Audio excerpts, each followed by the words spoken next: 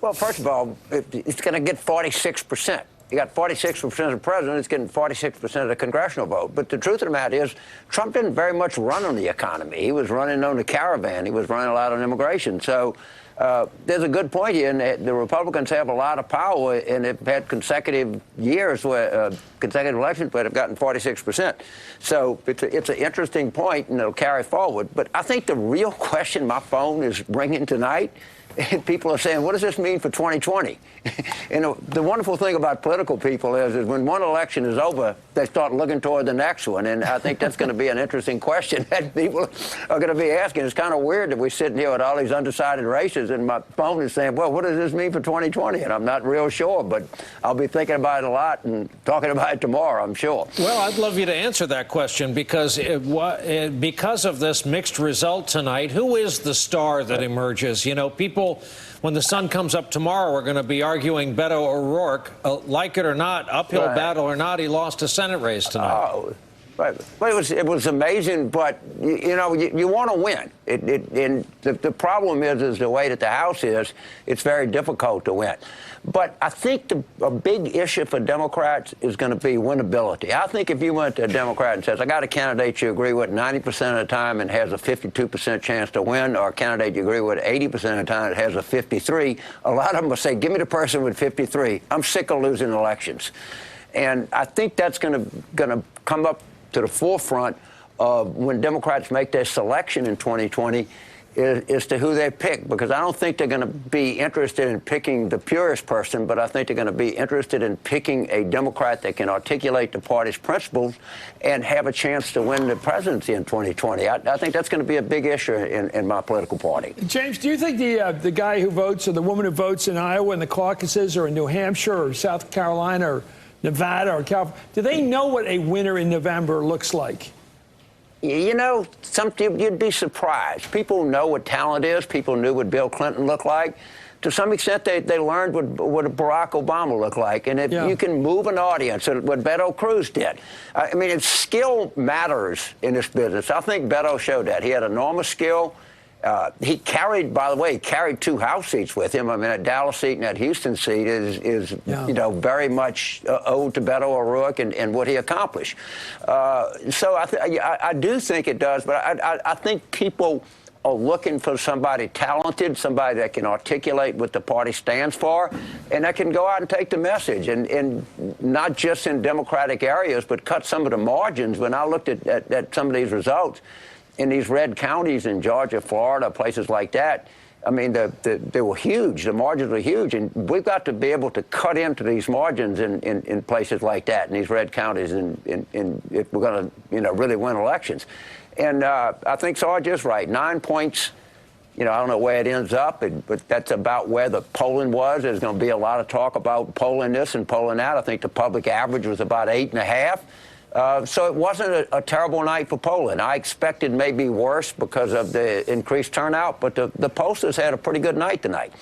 So you're not worried about the party following its passions rather than its brains. I'm thinking that Bill Clinton got a great break when Harkin ran in Iowa. He didn't have to run in those caucuses. So he go right into winning in New Hampshire. Well, he came in 8 points behind, but he basically won a moral victory up in New Hampshire. He could run on winnability. Yeah, I think those Iowa caucuses, I think the Iowa Democrats, they you know, I think they thought they were going to win the governorship. That was a tough loss. And you know, they're astute people, and I mean, they have passions that may be more liberal in the country as a whole, and maybe even more liberal than Iowa, but they're going to be interested in winning as much as anything else. Now, you're going to have to be a Democrat, and you obviously got to believe that climate change is real, or you know, that Social Security and Medicare Foundation retirement in the United States, health insurance can be expanded. But beyond that, I think that they and New Hampshire will for sure. I think they're going to be looking at somebody who can take it not just to the Republicans, but can take it to the American people and articulate what they really think and what the party stands for. And I think it's going to be a big issue. Be great. James Carville, thank you, sir, for being with us tonight. It sure is well, thank you all for having me. Great to be able to toss questions to you about the Democratic Party going forward. I am told there is some news out of the state of Florida, Steve Kornacki, as it can't be that it's further tightened. Well, let's show you the bottom line here in the race for U.S. Senate. So you see Rick Scott continuing to lead here, the margin about 56,000 votes, but also the margin when you just look at the decimal points here, 50.3, 49.7, 0.6, 6/10 of 1 point. And remember, I think we said this earlier, but to remind everybody, one of the reasons you do not see a check mark next to Rick Scott's name is there are still potentially some outstanding precincts here. Even a slight, and I mean very slight, like 1/10 of a point improvement for Nelson in that margin would bring that down to 0.5 of a point, 0.5%, and that would trigger an automatic recount. If you're at 0.5% or less, automatic recount. So Nelson on the cusp of that. As you can see, not all of the precincts still in. They are still scattered. We're still trying to make sense of that completely. So it's still the possibility there that this could fall within 0.5% and go to a recount. Hence, there is no call. Steve Kornacki, thank you. We're going to delve into an update on the Georgia governor's race on the other side of this break. Our live coverage continues.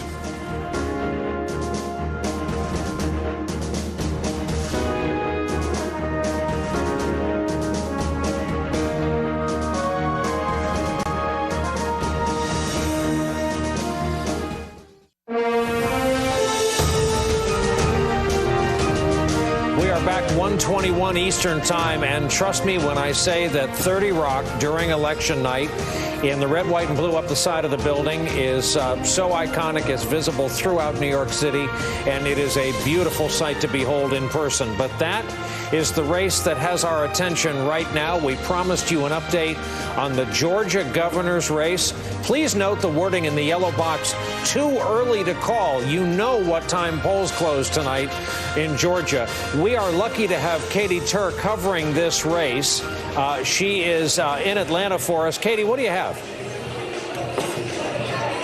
I'm at Abrams headquarters, Brian. Remember earlier tonight, which feels like a lifetime ago, when that poll worker told us it was wild today? Well, it is still wild right now. Notably, it is almost 1 a.m. or it's past 1 a.m. and neither campaign is declaring victory and neither campaign is conceding at this hour.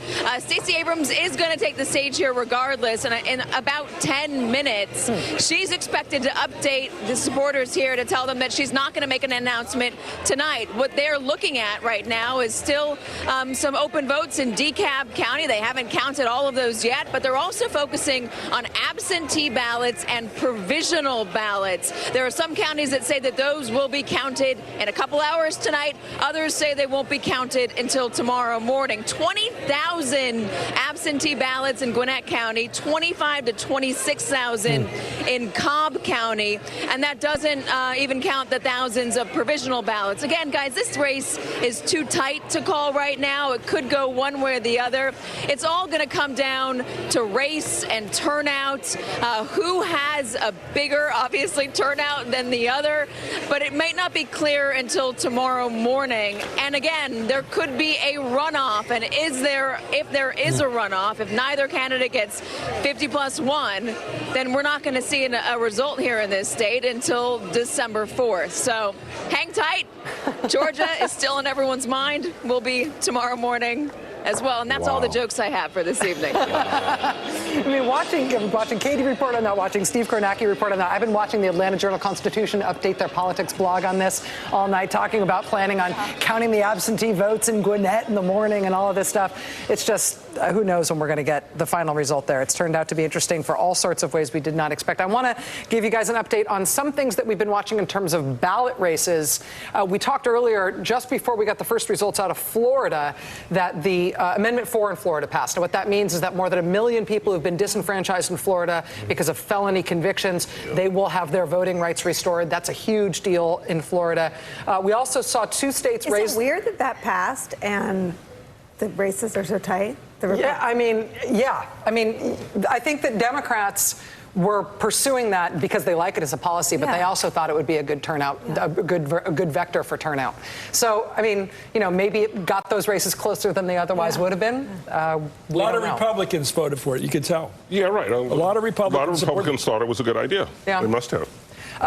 In Arkansas and Missouri, both of those states have decided to raise their minimum wage. Arkansas increases the minimum wage to $11 an hour, phased in through 2021. Missouri raises the minimum wage to $12 an hour, phased in over 5 years. That Missouri minimum wage is a rerun of what was on the ballot the first time Claire McCaskill got elected to the Senate. And a lot of people think that the minimum wage extra turnout helped Claire McCaskill across the finish line the first time she ran. Obviously, not enough to help her tonight, but Missourians who are working for minimum wage will get a raise. There's also a bunch of redistricting matters on the ballot, and I think we've got a board for these. In Colorado and in Michigan and in Utah, they were all voting on whether or not basically the state should be ungerrymandered. Colorado, Michigan, and Utah are states where we've been watching this tonight. It looks like in all of these, it has either passed or it is leading.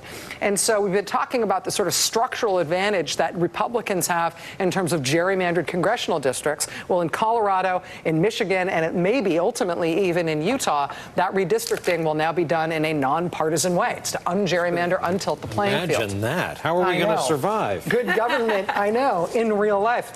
One last one to tell you about, which is about Medicaid expansion. We've been talking all evening about the fact that the single most important issue for voters tonight was health care. Medicaid expansion means thousands, tens of thousands, in some cases hundreds of thousands more people have health insurance in specific states than they wouldn't otherwise have it.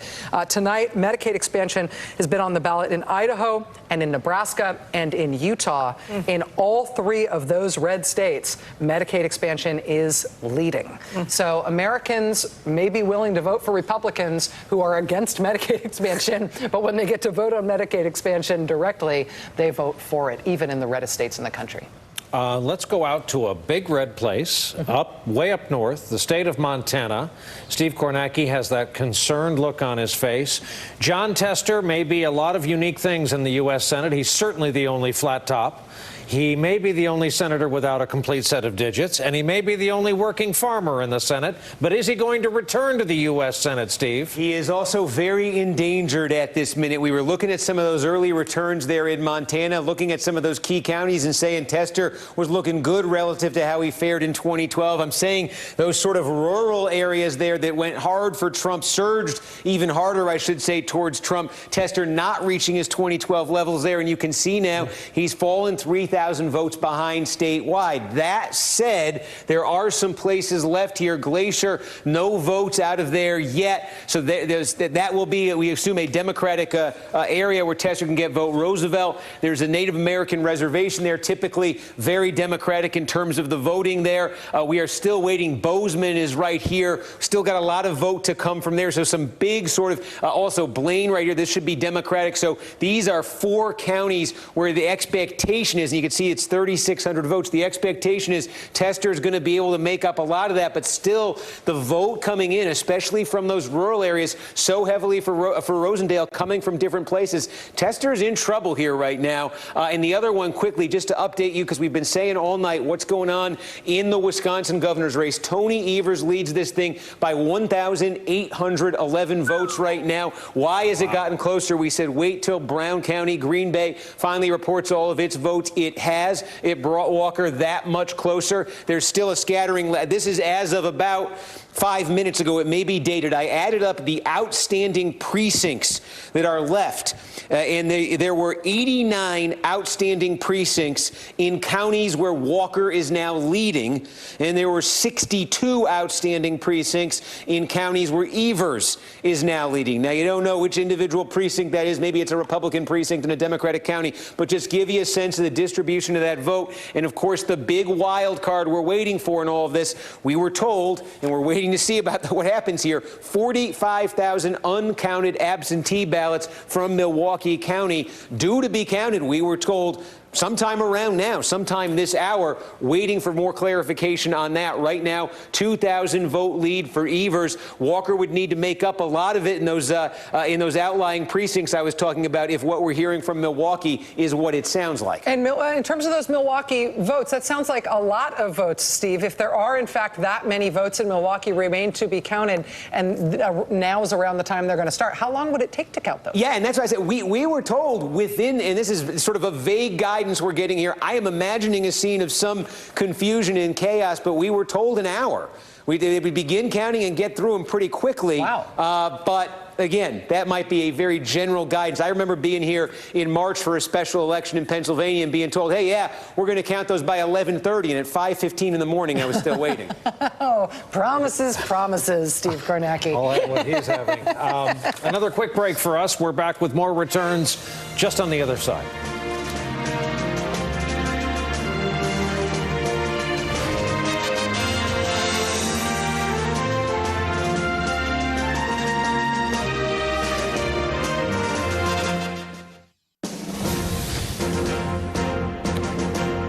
We are back in New York, and let's put up on the side of the building one of the races we are following, Scott Walker versus Tony Evers. Look at that, a difference of 1,800 voters. That makes us think of Charlie Sykes. And Charlie, I know we're talking about your home state.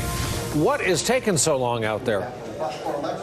Well, it is an extraordinary finish. In the next few minutes, we should be finding out what the results are from 47,000 votes from the city of Milwaukee. And they just had so many of these early votes, these mail-in votes, that they're not able to process them. So right now, within the last 3 or 4 minutes, the city election commissioner walked the flash drive, up below them, and we're going to find out what happens. A rough estimate is this could add 15,000 votes, net votes, to Tony Evers' margin. So this race has been so close all night, and within the next few minutes, I think we're going to get pretty dramatic development. Charlie, how do you think how do you assess the Walker camp's confidence at this point? Obviously, if anybody knows how to run for governor in Wisconsin, it's Scott Walker at this point, including his campaign team. Do they think they're going to win? Well, I would say this, that throughout the night they thought they might have a path to victory, and then, of course, this bombshell was dropped about the 47,000 votes in heavily Democratic city of Milwaukee. So I'm not sure how confident they are because, earlier in the night, there was a lot of talk about an automatic recount, but I don't know how you make up 10, 15, 20,000 votes in a recount. So we're just going to wait for that bomb to drop. It's going to be a rather dramatic end to what's been a back-and-forth race all night. In terms of the counting time that we're anticipating, you were describing what's happening in terms of getting those flash drives and having those voters, those ballots loaded up and downloaded. Do you expect this to be a snappy process at this point, to happen quickly?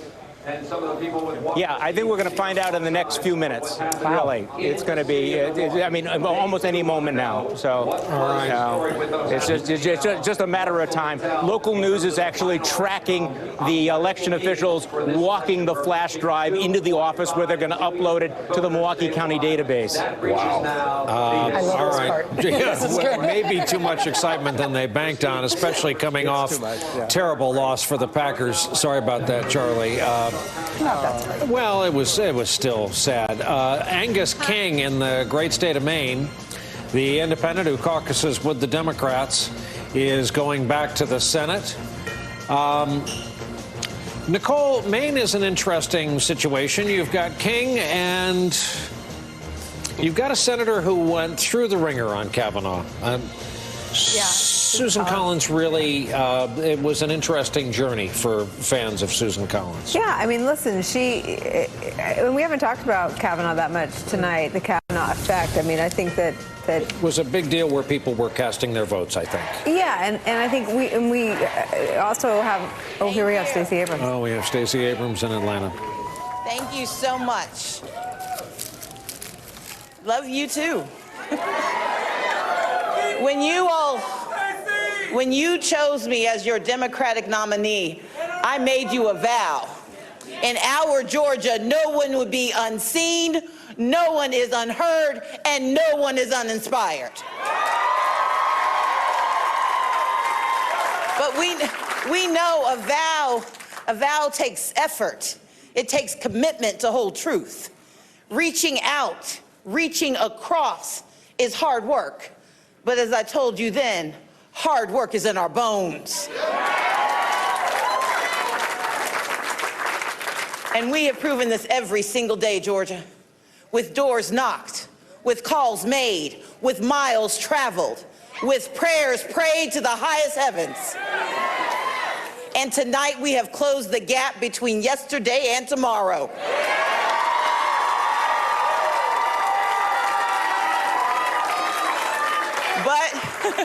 But we still have a few more miles to go. But hear me clearly, that too is an opportunity to show the world who we are. Because in Georgia, civil rights has always been an act of will and a battle for our souls. And because we have been fighting this fight since our beginnings, we have learned a fundamental truth. Democracy only works when we work for it, when we fight for it, when we demand it. And apparently today, when we stand in lines for hours to meet it at the ballot box, that's when democracy works. But I'm here tonight to tell you, votes remain to be counted. There are voices that were waiting to be heard. Across our state, folks are opening up the dreams of voters in absentee ballots, and we believe our chance for a stronger Georgia is just within reach. But we cannot seize it until all voices are heard. And I promise you tonight, we're going to make sure that every vote is counted. Every single vote. Every vote's getting counted. Because I'll tell you this, in a civilized nation, the machinery of democracy should work for everyone everywhere, not just in certain places and not just on a certain day. But what lies on the other side of our efforts? Our best lives are within reach. Fully funded public education in the state of Georgia. Medicaid expansion. And raising family incomes without raising taxes. Every Georgian that we have touched along the way understands the power of the vote. And I will tell you, this election has tested our faith. I'm not going to name names, but some have worked hard to take our voices away, to scare us away, to distract us. But our vision is clear and we see the finish line.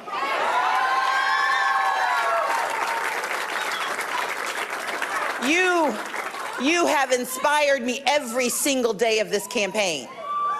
I know what you sacrificed to make your way to the polls, to volunteer after work or on lunch breaks. And I know that you've put your faith in me, and you'll do it again.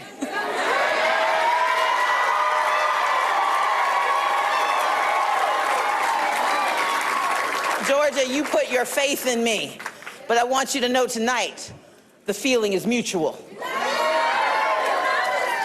And I want you to look around. Tonight should be all the proof you need that when we put our faith in the great people of the state, there is nothing we can't accomplish together.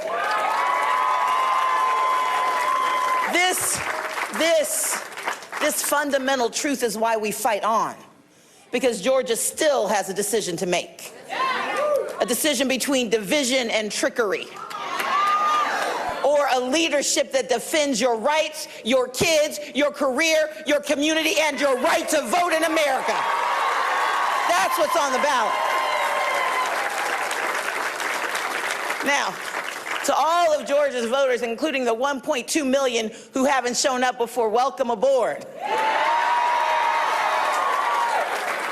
But I want to say this. If I wasn't your first choice, or if you made no choice at all, you're going to have a chance to do a do-over. And I need you to know that it is my mission to serve you, to serve Georgia, to make you proud. And for those who didn't pick me the first time, to change your mind about me and what we can accomplish together. You see, I learned a long time we don't need to agree on everything. But I will always respect you, and I will do everything I can to keep you safe and help you live your best lives. Because that's what leadership requires at this moment. And it is how we breathe life back into our republic when it seems to be shallow of breath.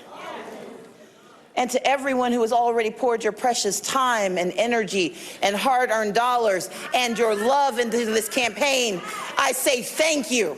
And I urge you to stay with us. Because Georgia, friends, we are still on the verge of history, and the best is yet to come.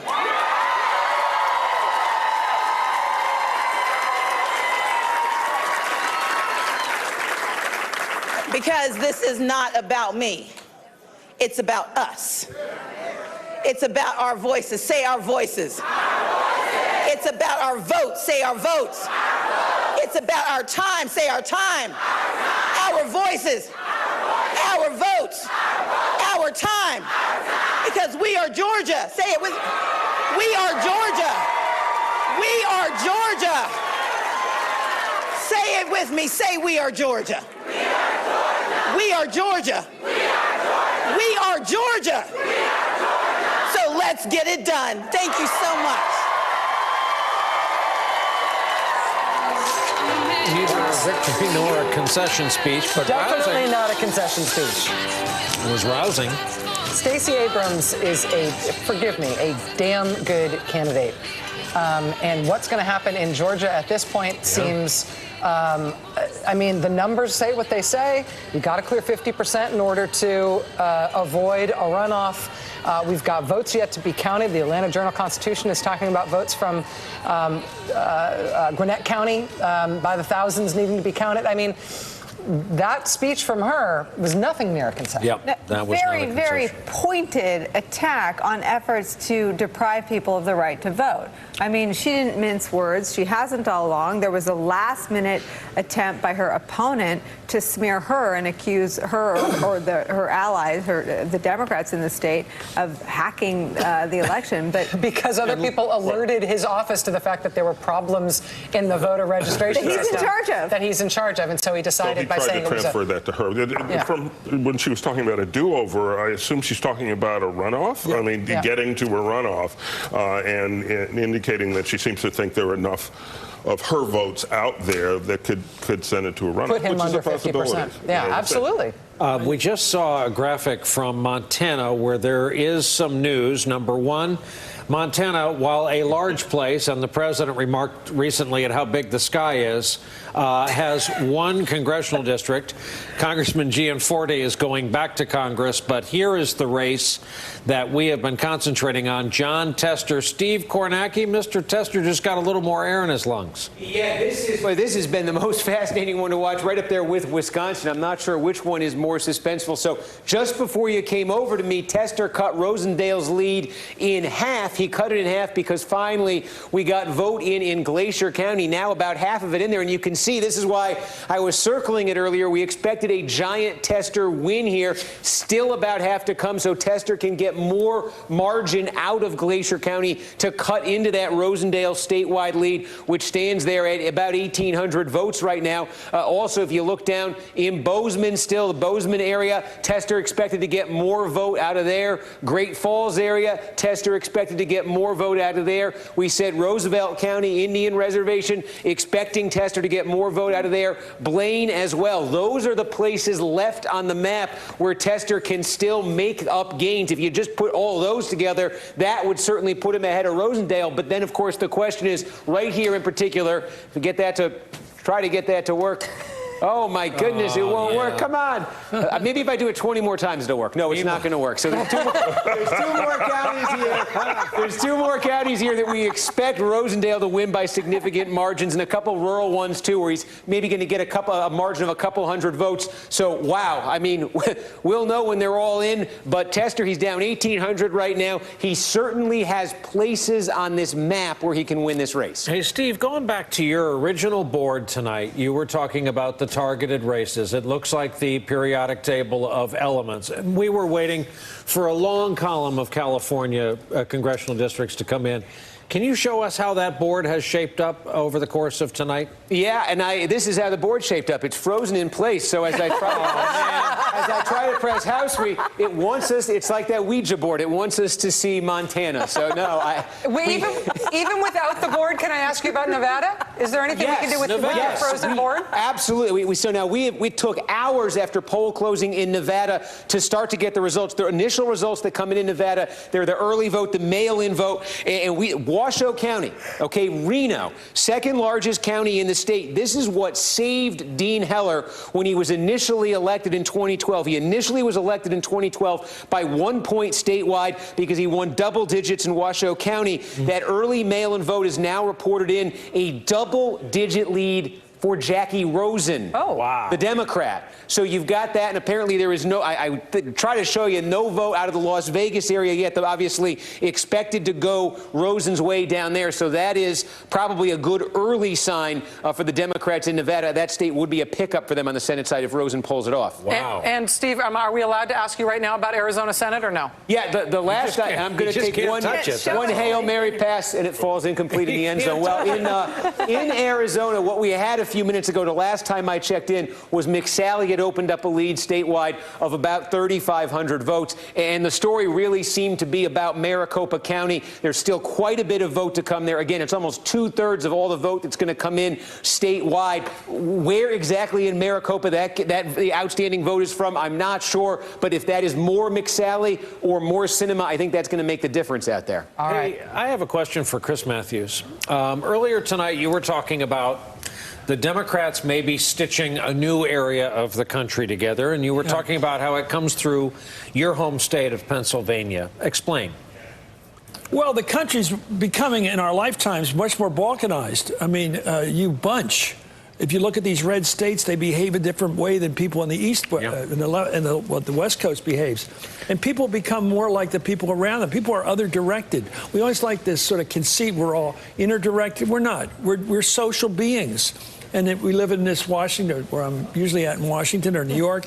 You're very comfortable because people around you talk like you, have the same values, they're pro-choice, whatever. They're somewhat secular. And then you go down to another part of the country, and everybody goes to church, and they have a different culture. And I just think the country is getting more and more like that. And I think I look at the suburbs of Philly, which I grew up in and around that area. They're all pretty much going back to where they used to be, voting Democrat. It's a big swing. But I think that we're going to have a harder time because we're not going to have people within our little culture we can negotiate with. You have to cross the boundaries to go find somebody to negotiate with. You got to get somebody from Utah to talk to somebody from Philly. That's harder. It gets harder because we don't speak the same language. So I think it's going to problem. Fewer moderates in both parties, of course. Very few moderates left anymore. And so I think it's going to be balkanized and difficult for leaders, but still great leaders can come along. I think Pelosi's one of them. I think she has the backroom skills. Not just to raise money, but to sit around a table with people like Trump and say, all right, Buster, you want to get this monkey off your back called pre-existing conditions? You want this monkey off your back? We can talk. But I also want to get this immigration thing off our backs. So how about a comprehensive bill? I'm tired of listening to this stuff. So let's fix some things. Talking turkey might work. It might work. You know, one thing I wonder about this election, I wonder if a few years from now we won't look back and see this as an election where the Democratic Party competed seriously in places where it was not before competitive. It competed seriously in Texas, competed seriously in Georgia. A Democrat is apparently about to win the first district of South Carolina along the coast, Mark Sanford's district, solid Republican district. A Democrat came darn close in that South Dakota governor's race, which I was so interested in, and, you know, there was time years ago when we were surprised to see Republicans competing in a place like Michigan, for example. You know, a Republican presidential candidate wins Michigan. That's that, you know, Union State. That seemed weird, and it seemed like the party was ascended in places where we didn't expect. You know, Beto O'Rourke didn't get over the hump. Stacey Abrams may get to a runoff, may not, but I think those races are going to look really different in retrospect, and they're going to look like the start of something rather than the end of something. Nicole, what do you think we witnessed tonight? You know, I think that we saw sort of the first step toward really taking on Trumpism. I think Trump wasn't on the ballot, but he made Trumpism the centerpiece of this election. And I think we also saw the Democrats not blinking. I mean, they settled on health care and articulating a message about something that affects everyone. And Republicans tried to get there by lying about their positions, by and large. So I think we saw the Democrats take some solid steps toward righting the ship that you know, kind of tipped over and got washed over and swamped and depressed 2 years ago. But I think that to the degree that Democrats think they have to choose between holding this White House to account, investigating the corruption, and following through on their legislative agenda would be a mistake. The Democrats have to prove that they can govern and they can hold this White House to account. We've been into Wednesday for several hours here. Let's go where it's still Election Day in Los Angeles, California. Lawrence O'Donnell, how about, would you like the last word for this hour? Well, just to pick up on the discussion of what the Democrats will be able to do with the House of Representatives, the number one thing they will be able to do is stop the madness. They will not be in a position to legislate. There's no conceivable immigration deal that Nancy Pelosi could come to an agreement with Mitch McConnell and Donald Trump. Does anyone want to write the speech where Donald Trump, after an immigration deal with Nancy Pelosi, goes out to a rally and tries to rally his followers about what a great thing they did for the Dreamers? That's impossible. It can't happen. For most legislators, the no vote that they cast is as important as the yes vote that they cast. The press likes to call it gridlock, but stopping bad things from happening legislatively is a very important function. That's what the House is going to do now. Lawrence, thank you. Steve Kornacki is going to get permanent back trouble for the hunching over that computer he's done tonight. Steve, the board update, no update on the board. It's still frozen. There are reports we are trying to track down about those absentee votes in Milwaukee County. Remember, it's Wisconsin pretty much coming down to that. The last time we were checking there, it was a very, very slight lead for Tony Evers. There are reports out there that those ballots have been counted, tabulated, and that they're being reported by others as a massive, massive victory for Evers. We're trying to confirm that as soon as I can. I will. All right. Charlie Sykes told us that was going to happen. I've been following politics for 60 years, personally, following election results, and I have never seen anything like Steve Kornacki. I have never, the virtuosity, I'm not going to get any objection the ability of him to keep all these things. It's like the $64,000 question. The guy has 50 aspects to every question. The best thing is when you can see him thinking it out. When he goes to see how a race is going and then he immediately pops it out to the counties and starts doing the math in the counties before you've even asked him the question about it. It tells you what happened last time and what's going to happen next time. Anyone who tries to say he is nothing without his technology has been proven wrong tonight. He's got no technology. He's just Steve Kornacki. He's brilliant in any form. I'm never right about the things that come next. So don't. Our hats off to you, pal, and thank you for the huge role you played. Thanks, everybody, for the role. We've been at this for a long time. Democrats took the House. We do not know their ultimate margin. Looks like they're closing in on a 30-seat gain, which would put this as a historic night for the Democrats. 35. 35, come on. 35. They may get up to 35. We'll see how things go, but it's been huge. Live coverage continues right after this.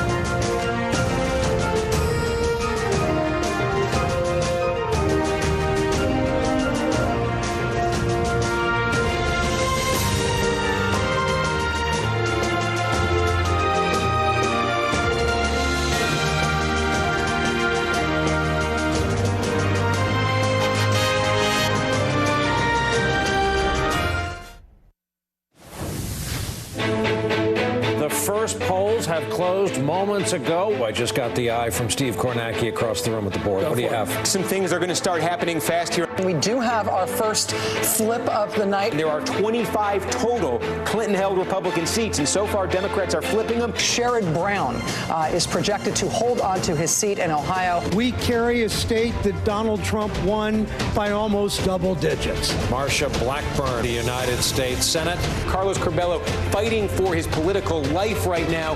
We're seeing seen people come out to vote against Donald Trump. Over 100 women have been elected to the House. Mikey Sherrill, she raised millions of dollars. He has been defeated tonight. Haley Stevens, the Democrat. Abigail Spanberger. This is the 23rd pickup now. Chris Kobach just went down to defeat in Kansas. Really? Did you just get a call? NBC News is projecting Ted Cruz will return to the Senate, and Republicans will be guaranteed control of the Senate. I will be out there fighting with you. I am not going away. How about the 19th district, the Hudson Valley? John Faso, Republican incumbent, losing to Antonio Delgado. For the Democrats, this is ball game. NBC News is predicting the Democrats will control the House of Representatives. So this means divided control on Capitol Hill. There will be Democratic chairs of every committee in the House with everything that entails. This changes Washington. This changes life for the White House staffers. And this changes Donald Trump's life immediately.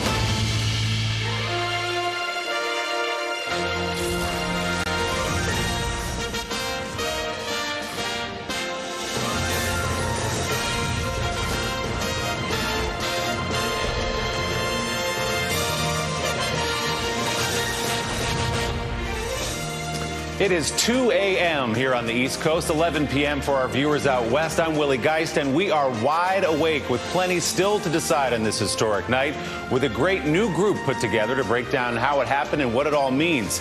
Thank you for staying up with us as we take you for the next 4 hours live right into Morning Joe. Tonight, we have a shift in the balance of power in the United States Congress. NBC News is projecting Democrats will win control of the House of Representatives, and that comes with all kinds of new checks on President Trump. Let's take a look. Democrats needed a net of 23 seats. Some of those votes still coming in. Our NBC News decision desk projects Democrats could secure as many as 37 in the end, giving them 230 seats. Over here in the Senate, meanwhile, it remains in Republican control. In fact, Republicans actually have gained some seats tonight, including some of the highest profile ones. Let's take a look at some of the results as they've come in tonight. Ted Cruz in that closely watched race defeating Beto O'Rourke. The incumbent Ted Cruz winning there. Mike Braun winning the seat over Donnelly, the incumbent, the Democratic incumbent in the state of Indiana. A pickup there for Republicans.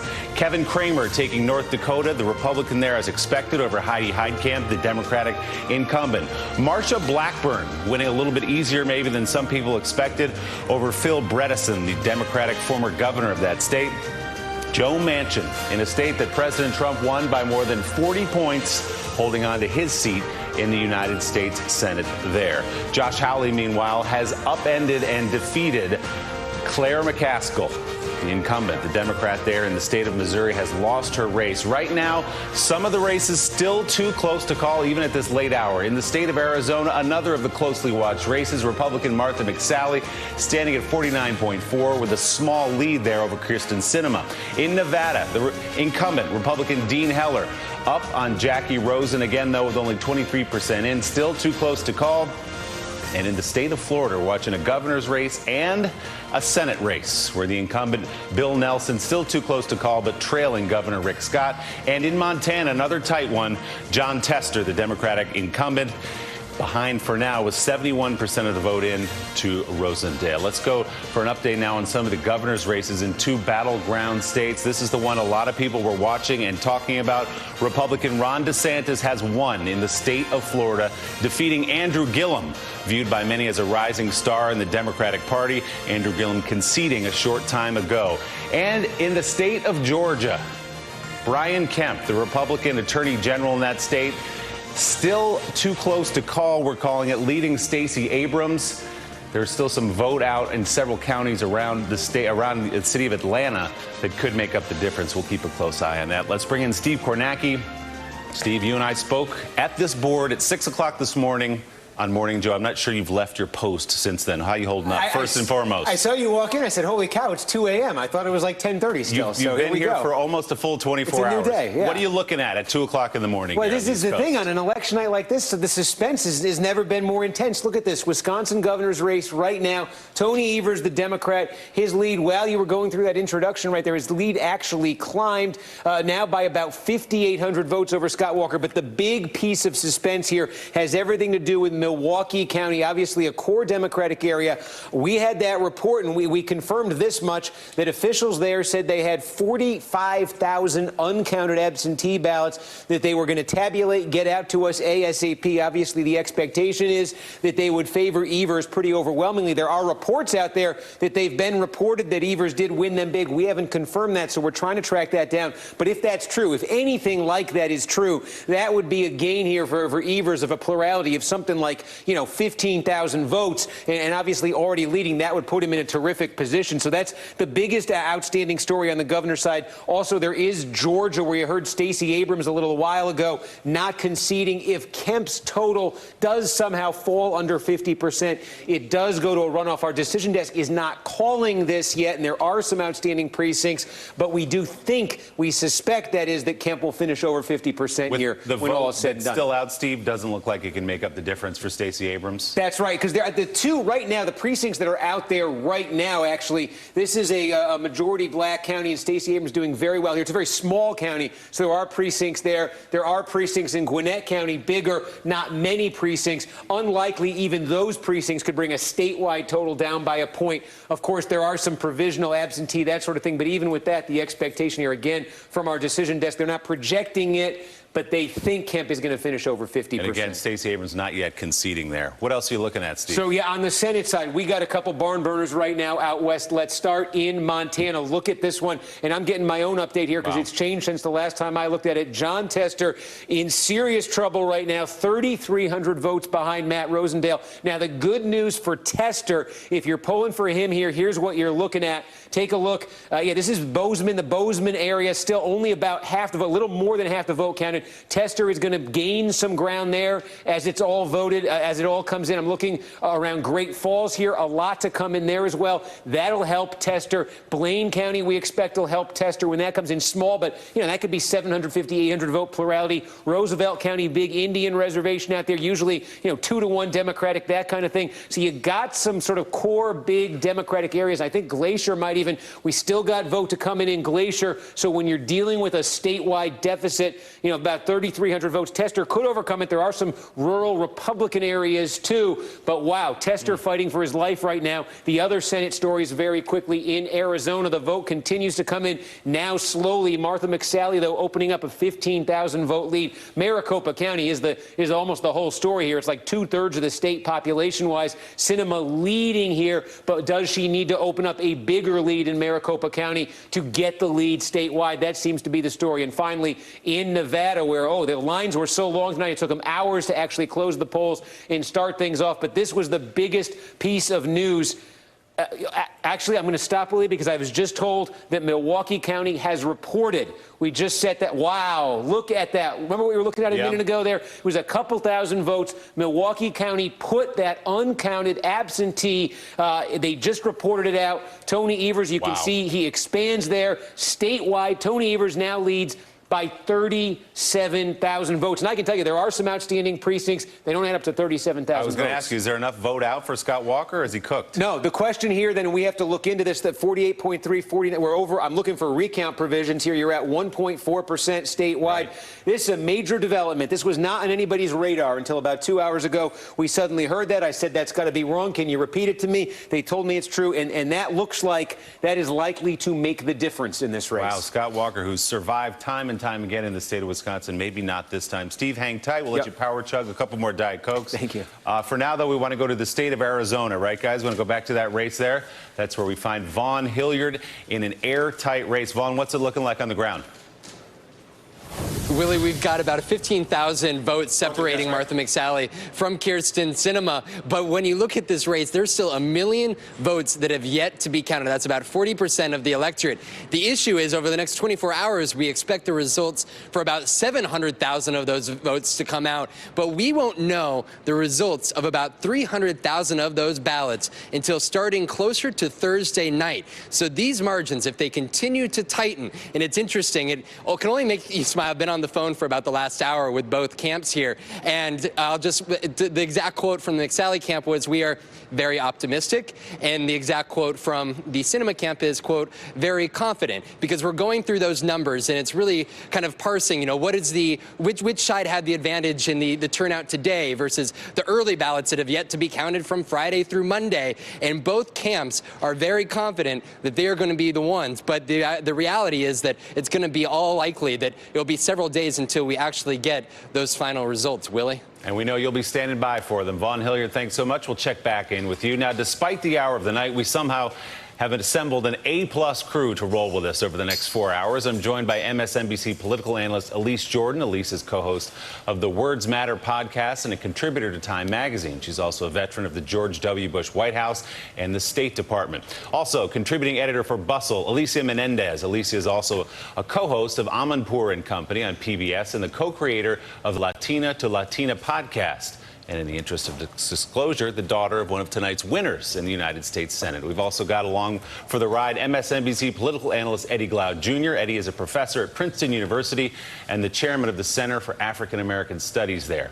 Across the great expanse of our newsroom, we find author and NBC News political analyst Anand Giridharadas and the associate editor for Commentary Magazine and MSNBC contributor Noah Rothman. Is Noah over there somewhere? I don't even know. And joining us from Washington is the White House correspondent for PBS NewsHour, Yamiche El Sindor. Good morning to you all. Is it morning or night? What are we calling this? I don't know. Is it a disco night or is it early Let's go morning? disco night. Let's go disco night. I like that. So, Elise, let me start with you. We've dug into some of the specifics of the race with Steve Kornacki. Let's pull back to 30,000 feet here. The Democrats just took control of the House for the first time since the vaunted shellacking of 2010 under President Obama. What does it mean for the Congress, but more importantly, what does it mean for the President of the United States? Well, in terms of the expectations game, Donald Trump can say, oh, well, they didn't quite get a wave. They might have won the House, but look at what we did with the Senate. They didn't win a lot of key governor's races. So he's going to still be able to spin this in the way he cares to, but the fact of the matter is his daily existence is going to become much more fraught now that Democrats are going to really turn up the investigations on the House side and put a lot more scrutiny onto him and his cabinet and all of the dealings of his administration. Alicia, we can quibble about the definition of what a wave is exactly, but one thing that's for sure is there is now a check. There's no question. There is a check on the President of the United States in a way there hasn't been in the last 2 years. If you have Nancy Pelosi with the Speaker's gavel, if you have Elijah Cummings controlling the Oversight Committee, Adam Schiff controlling the Intel Committee instead of Devin Nunes, Jerry Nadler controlling the Judiciary Committee and said we are going to hold this administration to account. This is an entirely different dynamic for the president. Absolutely. And at the same time, for Democrats, they know the issue that they won on, and that was health care, that was pre-existing conditions. And so the tightrope that they're going to have to walk is, on one hand, holding the president accountable, and on the other hand, showing a good faith effort to actually deliver on the promises they made to the American people. So, Eddie, big picture, what do you see now? We've had a chance to absorb some of these. It's 2:13 in the morning. What did we just watch? I have no idea. Thanks for being with us, Eddie. You're dismissed. So one of the things that we do know is that we no longer have single-party rule. Yep. We have mixed government. That will entail some of the things we've just talked about, that Donald Trump will be held accountable. There will be investigations. There will be attempts to get his tax returns. There will be all of this stuff that will happen. Democrats have to walk that tightrope. They have to figure out how to deliver. They're going to be called obstructionists. They already have been called obstructionists before they even taken control of the gavel. But they're going to have to figure out how to continue to activate their base. Because if they try to be too bipartisan, then they're going to be perceived, as in some ways, by the folks who are so excited and angry, as being weak. And so they have to be very, very careful in that regard. Then pulling back, I have to say that this, although we've seen some really important victories, I'm really, really sad about the state of the country. Why do you say that? Given what Trump was saying, all of the ugliness and vitriol, the just racist stuff that was said, when you see 76% of white women voted for Kemp, when you see 59% of white women voted for Cruz, see 51% voted for DeSantis, when you think about Collins, who's an indicted, or we know who's been indicted, he won. When you begin to see McSally and all of these folks, what are we seeing? What are we seeing in the country? We're seeing a deep divide. We're seeing race doing what it has done since our inception. You can add Duncan Hunter to the list of candidates who won under felony indictment. Yamiche, you cover this White House closely. Let's talk about the reaction out of the White House. Sarah Sanders stepped out into the driveway for just a moment to offer some comment. I think what the president may say is the states he went into, they've done pretty well. He spent a lot of time in Montana. We're waiting to see how that turns out, but it looks like the Democrat John Tester is on the ropes. Missouri, where Claire McCaskill lost. Indiana, where the president went and put his time and energy, Republicans have held on. Well, that's really the message coming out of the White House. Both Sarah Sanders and Kellyanne Conway came out and talked to reporters at the White House. I spent my whole night at the White House watching election results come in as the president was watching at his watch party. And both Sarah Sanders and Kellyanne Conway said that the lesson that the president takes away from this midterm election is that when he puts his body in a state and puts his body in a race, that he can help Republicans hold on to seats or win seats. So they feel very good about the Senate. The other thing, though, is that, of course, the White House is already starting to warn Democrats against going and investigating the president too much. Kellyanne Conway held a 28-minute gaggle for reporters, which is longer than some press briefings. And in that, she said that Democrats would be wasting their time if they were trying to go after the president's tax returns or if they were trying to subpoena people. I directly asked Kellyanne Conway if the president regrets having that ad that was deemed too racist to air on CNN, NBC, and other networks. And she said that she hadn't talked to the president about that. But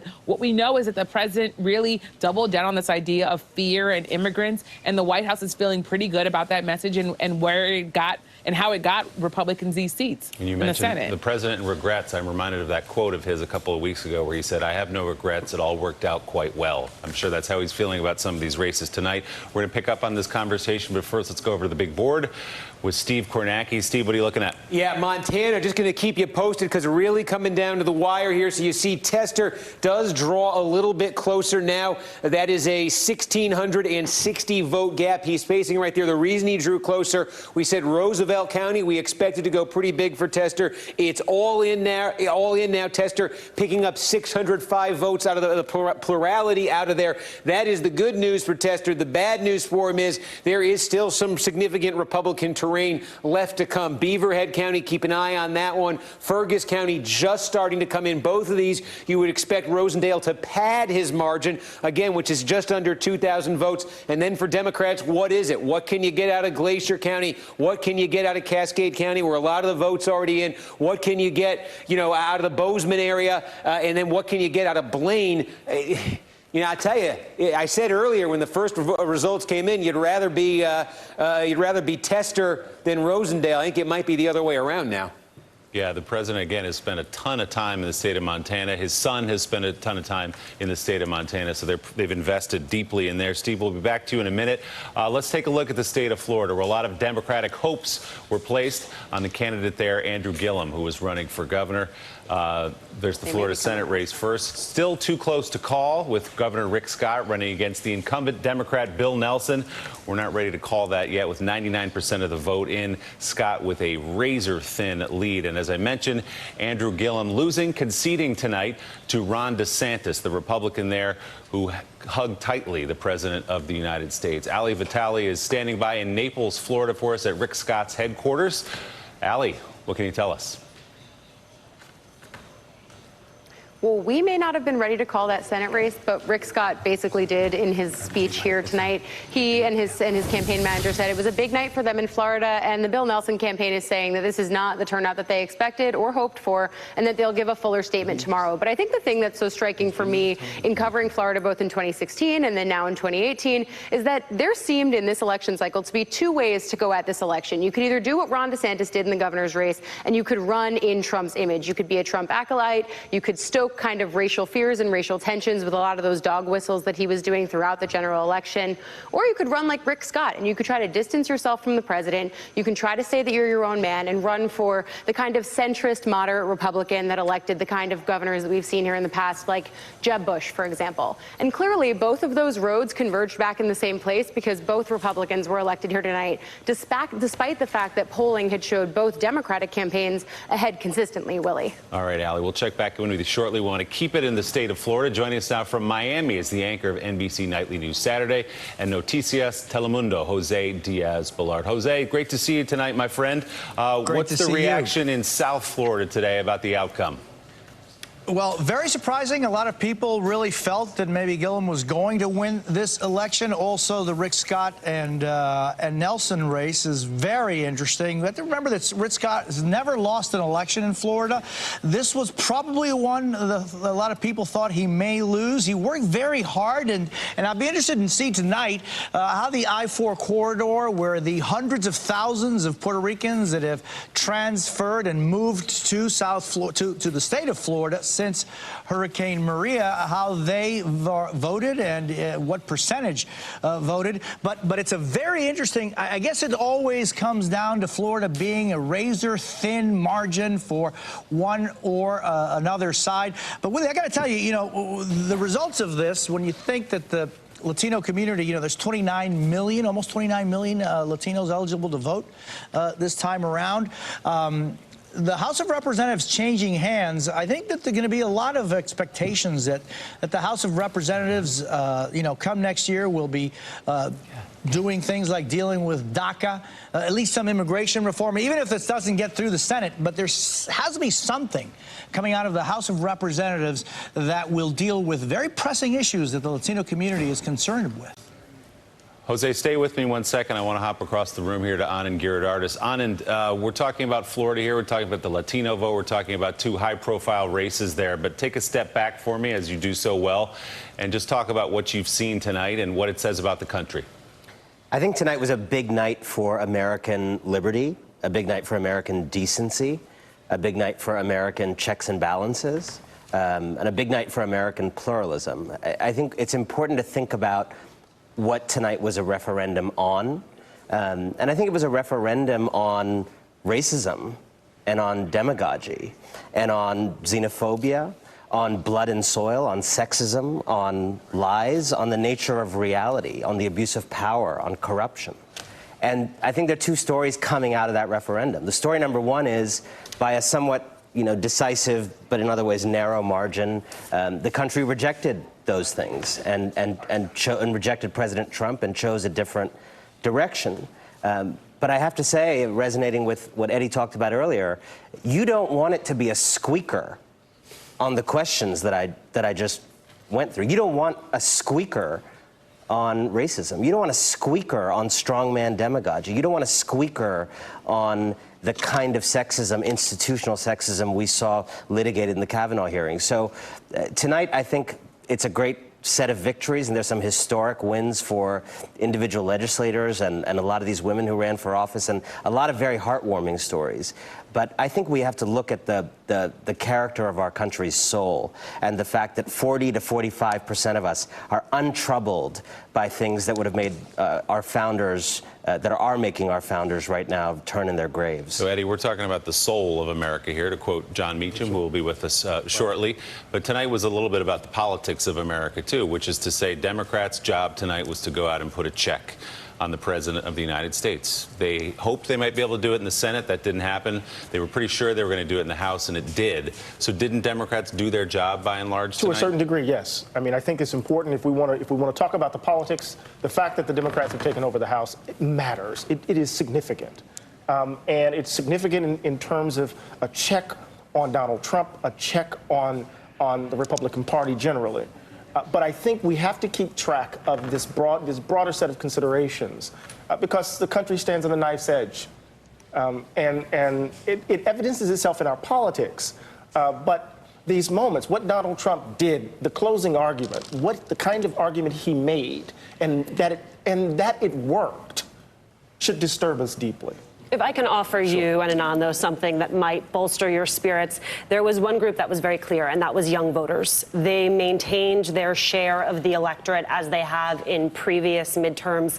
That's actually really impressive when you consider how high turnout was in this midterm. They broke for Dems 2 to 1. There was a wild split. 67% of them voted for congressional Democratic candidates.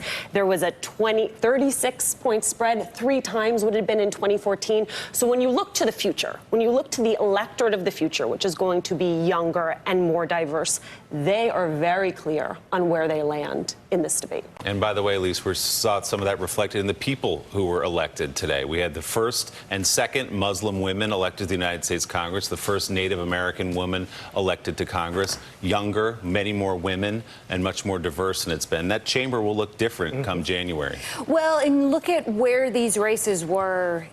The Democrats were met with success. You know, in Virginia, it's a shocker that Dave Bratt was beaten by Abigail Spanberger, former CIA operative. And then you look at other districts in Iowa and then in Minnesota, and you have a lot of the Rust Belt kind of starting to crumble, but it really is these suburban Whole Foods areas. And you aren't seeing the same effect in the broader statewide races necessarily. And so we have a political realignment within this country where suburban voters, country club Republicans, are voting in a different way, and they might be going Dem, but is the Republican Party going to be a party just for the deep red states, or is it going to come, you know, be more encompassing and I think that was be me. more encompassing? Siri and, picked you up and Siri actually knows what she's talking about, because I probably wasn't making much sense. Siri was looking up some of the data. Is this going to just continue to be more polarization, more political segregation? And that's what we saw a continuation of 2016 play out. It does feel like some of those divides we saw in 2016 were deepened again tonight and made even more clear. Steve Kornacki's at the board with another update for us. Steve, what are you looking at? Yeah, that Nevada Senate race kind of late starting because they had those long lines at the poll, but it may be close to finishing right now. This is not called by NBC News, but Jackie Rosen has put herself into a very good position here. Jackie Rosen taking on incumbent Republican Dean Heller here. Why? 2 reasons. We talked about this earlier. Washoe County, Reno. This is the area where Dean Heller, he's from not too far, Carson City area to begin with, sort of his natural geographic base. When he was elected in 2012, he won this county very big. It keyed him statewide. He's lost it tonight, and then we're getting in now the vote from Clark County, from Las Vegas, from that area, and you can see Jackie Rosen, just population-wise, this is huge. Her margin here is huge. What it's done, she had been trailing in the statewide count. She has now moved comfortably ahead in the statewide count. Not a lot left there. Jackie Rosen, if this holds, would unseat Dean Heller. That would be a Democratic pickup on the Senate side. And just to update you on that Montana race we've been watching, again, some more vote has trickled in. The gap now, it is grown. It is exactly 3,100 votes. Matt Rosendale, the Republican challenger, leading John Tester by. And I'm just clicking to see if we finished up any counties here. Doesn't look like any new counties have completely come in. So the bottom line here, we may be in a situation where the Republicans pick up Montana and the Democrats pick up Nevada. They may end up trading them. We'll keep an eye. Montana, though, still close. All right, keep us posted on that, Steve. I want to go back to the beginning of the night, because when we talked at 6 a.m. yesterday or today, whenever that was, we talked about the early canaries in the coal mine in Virginia Districts 7 and 10, suburban districts 1 in D.C., 1 in Richmond. Well, we saw what happened in both of those. Spanberger winning, Wexton winning as well. Did that tell you something about how the night was going to go? Yeah, that's really one category of race. So these are all the sort of Democratic targets we were looking at to see. This is a mix of the district types here. But we said tonight, as the results started to come in, we were noticing a pattern in a specific type of district. Let's call it up on the screen. These were Republican-held seats that had been won 2 years ago in the presidential race by Hillary Clinton. And here's the complete list of them. And wow, you start seeing more blue than red on this screen. Obviously, the California one's just starting to come in. But look, 3, 6, 7, 8, 9, 10, 11, 12, 13, 14, 15. We came into the night with 25 of these, and so far 15 of them turned blue. So this is that story. A lot of these end up being these suburban districts, voters who were turned off by Trump in 2016, didn't want anything to do with Trump, even though they had voted Republican in the past. They sent their Republican representative back to Washington, but 2 years later, the message coming out of these types of districts from those same voters seems to be, it's not just Trump. We don't want anybody attached to his party. So that seems to be the heart of the Democratic gains here. They've made inroads elsewhere as well. But I think this is the most fascinating thing to me to see tonight. Those suburbs, there was that question of those gains Democrats made in the presidential election in 2016. Would they become a longer-term feature of our politics? The fact that they're still here in the midterm in 2018, big deal. All right, so still out as we roll through the night here, Nevada, that Senate race Steve was just talking about, Arizona, Montana, Florida. We're still looking at whether or not Rick Scott officially will get it done against the incumbent there, Bill Nelson, and also that governor's race in the state of Wisconsin, where Scott Walker is on the ropes. We are just getting started here tonight. We'll dig more into some of the key California House races that are just now wrapping up. You are watching live coverage of election night here on MSNBC.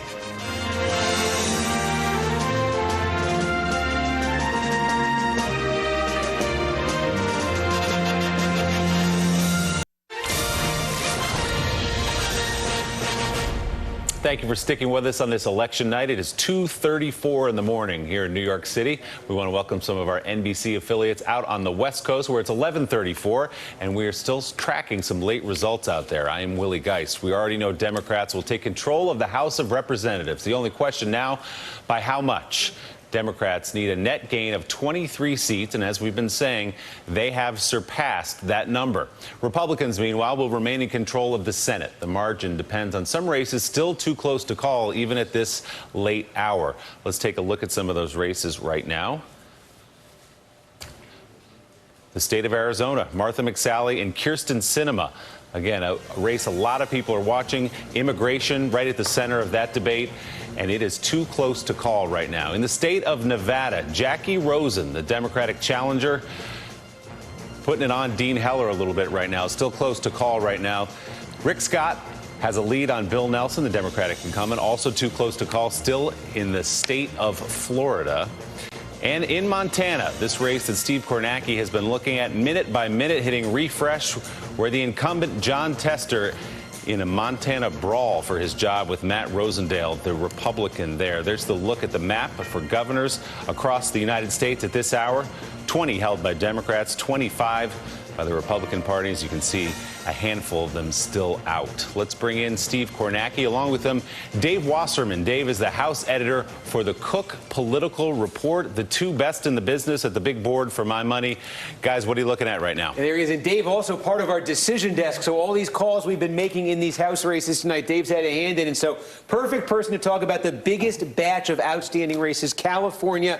Let's just go through these quickly. We'll just start, sort of go north to south here. The 10th district, Jeff Denham, Republican incumbent. What do you see here? Well, we expect Democrats to gain some ground in California as this slow vote count progresses over the course of the next few weeks.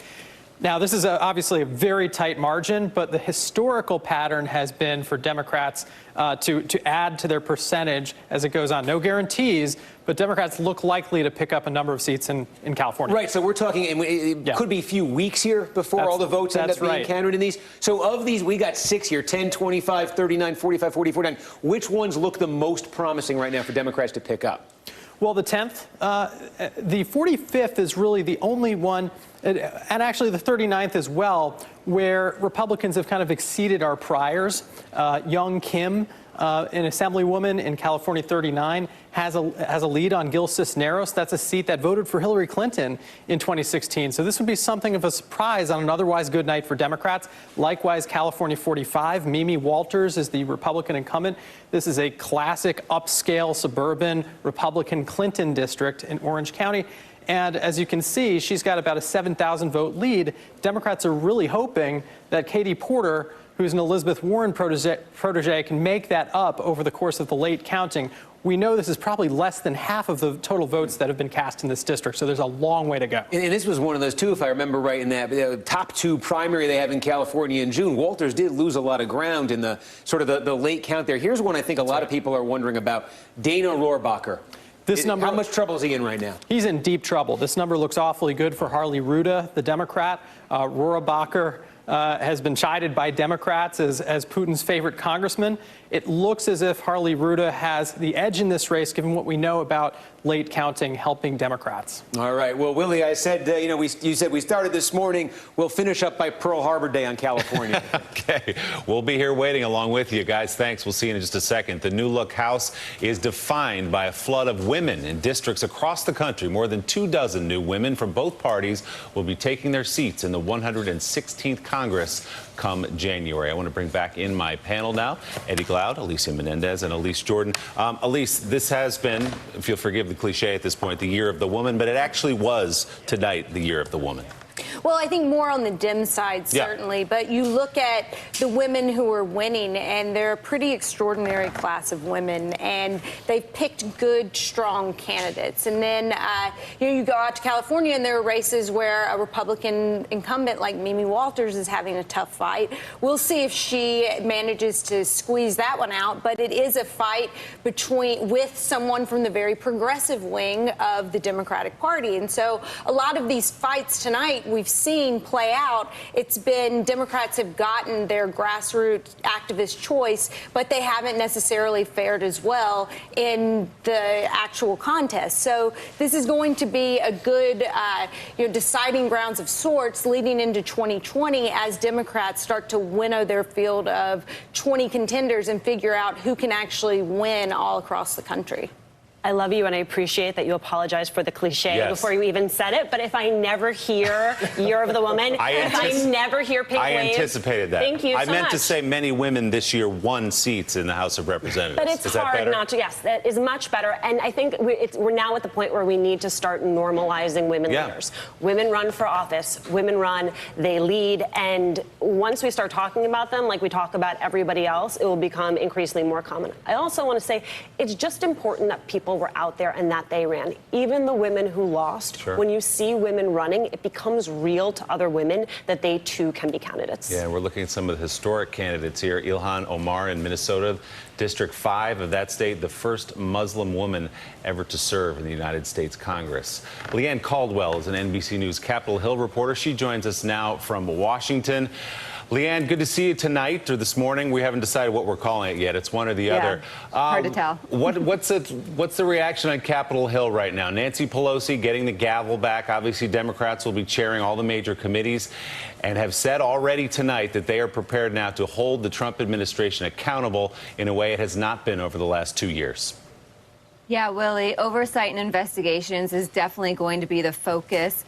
Democrats have complained for the past 2 years that the Trump administration has not responded to any of their requests. They have not handed over one document that Congress has asked for over the past 2 years. And Democrats have also complained that House Republicans have done little to nothing to force the Trump administration's hand. So that is set to change. Tonight, I spoke with Representative Jim Clyburn. He's a number 3 Democrat in the House, and he said what these election results show is that it preserves the Mueller investigation. It says that they will give some oversight to keep Trump from tampering with that investigation. You know, the new chair of the Intelligence Committee is going to be a Democrat, and that's the Russia investigation is what they oversee. You know, that fell apart over the past 2 years with Republicans in control of that. They vow to bring that back. Democrats also say they want Trump's tax returns.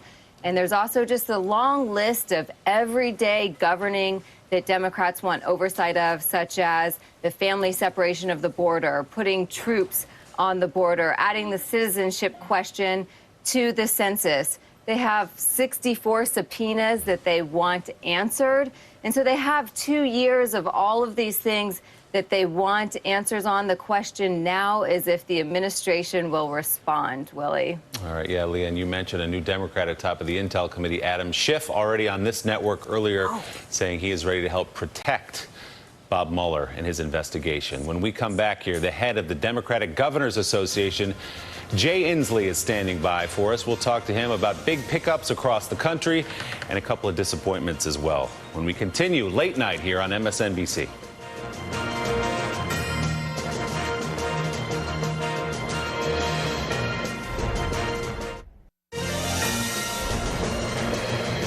Welcome back to our live MSNBC coverage of election night. It's 2:46 in the morning here in New York City. Democrats recapturing control of the House tonight, but they also flipped several governor's mansions. Democrat J.B. Pritzker of Illinois unseated the incumbent Republican Bruce Rauner. Pritzker notably campaigned with Barack Obama just a few days ago. Democrat Laura Kelly held off Kansas Secretary of State Chris Kobach, beating him by about 5 percentage points. And in Michigan, State Attorney General Bill Schuette lost to Democrat Gretchen Whitmer by double digits there. And joining us now from Washington, D.C., the head of the Democratic Governors Association and the governor of the state of Washington, Jay Inslee. Governor, thanks for taking time with us at this late hour of the night, especially. You obviously had some pickups tonight. You got to be happy about Illinois, Kansas, Michigan, and New Mexico. A couple of disappointments mixed in the state of Florida, Ohio, and perhaps it still remains to be seen the state of Georgia. How are you feeling tonight? Well, this is just a really good night for the Democrats. We flipped 7 seats. That's a lot, from red to blue. We now have 38 million more Americans who are going to have a Democrat governor working for them than we had this morning. We've got 6 women. This was a big night in restoring some decency and balance and progress to our state. But, you know, it's not so much just a win for the Democrats. It's a win for the people of Maine, who now under Janet Mills are going to get 40,000 people who have health insurance, we hope, and the people in Michigan getting roads that work under Gretchen Whitmer, and the people of New Mexico under Michelle Lujan and Grisham who can get solar energy jobs. So this is a win for a lot of folks across the country. And I think it was interesting we did so well in the Midwest, too. I think that's a really heartening thing for the Democratic team to do Illinois, Wisconsin, Michigan, Minnesota, and Kansas. Yeah. Big wins in the heartland. Were you surprised by Kansas, Governor? To some degree, but we had such a great candidate, Laura Kelly, and frankly, the Republicans have cratered that condition, the fiscal condition of that state. People were concerned about their schools. It was the same situation in Wisconsin, where Scott Walker has now been removed for office after he cut $800 million from kids' schools. So people, I think, in the Democratic Party stood up for bread and butter issues of schools and roads and clean energy and clean water. And that was very successful for us tonight. Yeah. We actually represent more than the Republicans. We represent the majority of the population of America tonight. We feel good about that. Governor Elise Jordan has a question for you.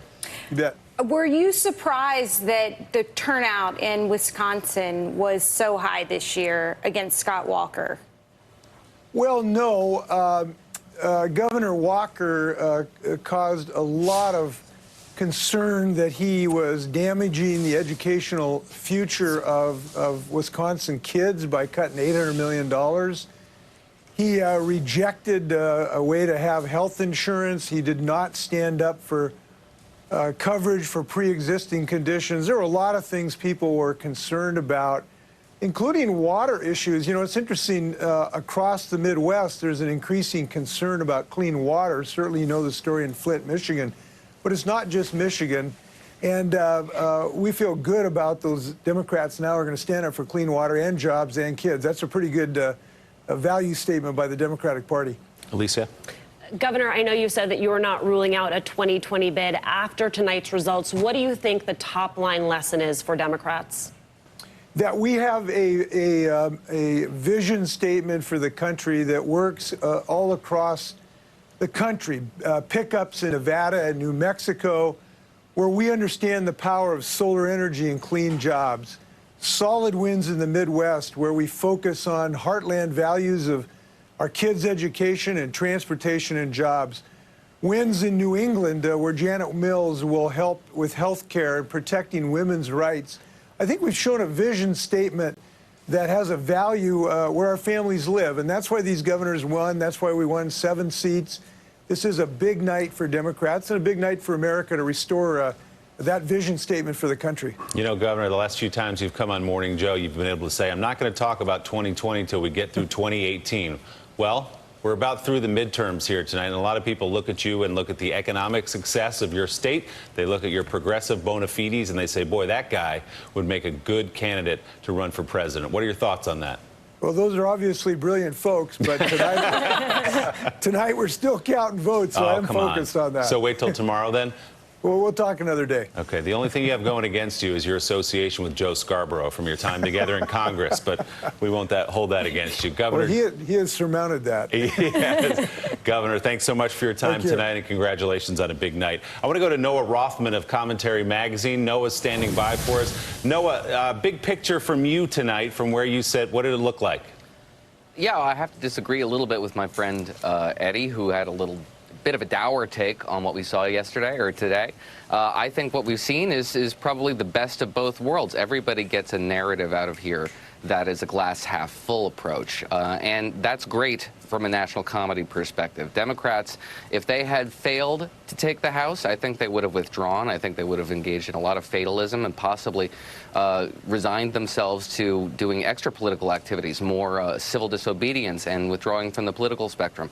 Similarly, if Republicans had enjoyed an outright victory tonight, you would have seen a ratification of their strategy to engage in racial demagoguery and to invent crises on the border.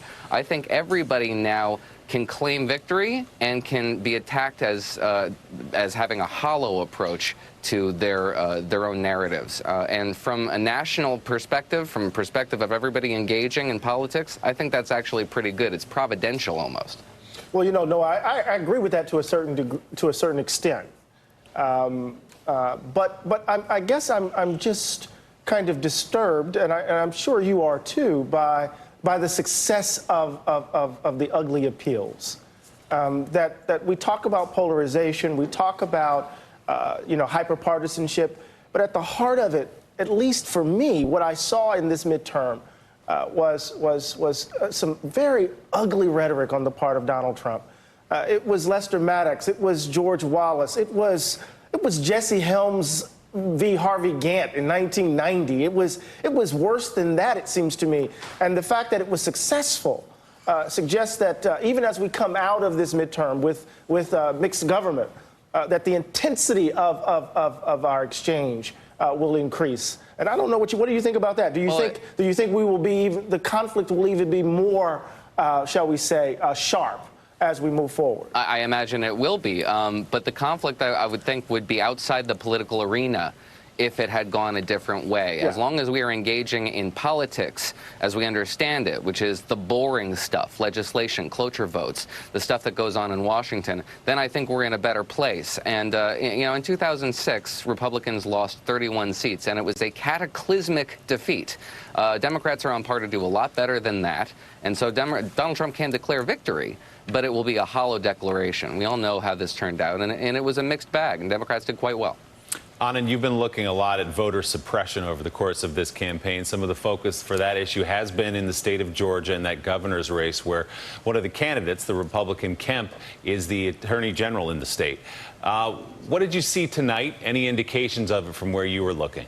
A couple numbers that I'm going to play Kornacki for a second. In terms of House candidates, Democratic House candidates got 48 million votes, and Republican ones got 45. So the pickups there kind of reflect that. But look at the Senate. 42 million Americans voted for Democratic senators, and only 32 million voted for Republican senators. And on that night, Republicans gained 3. So voter suppression is a matter of the kind of shenanigans that have been happening at the polls in Georgia, the stuff that happened in North Dakota with ID requirements and those kinds of things. But it is also, voter suppression is in the DNA of this country. It is in the fact that the Senate, we still have this archaic system of each state having these 2 senators.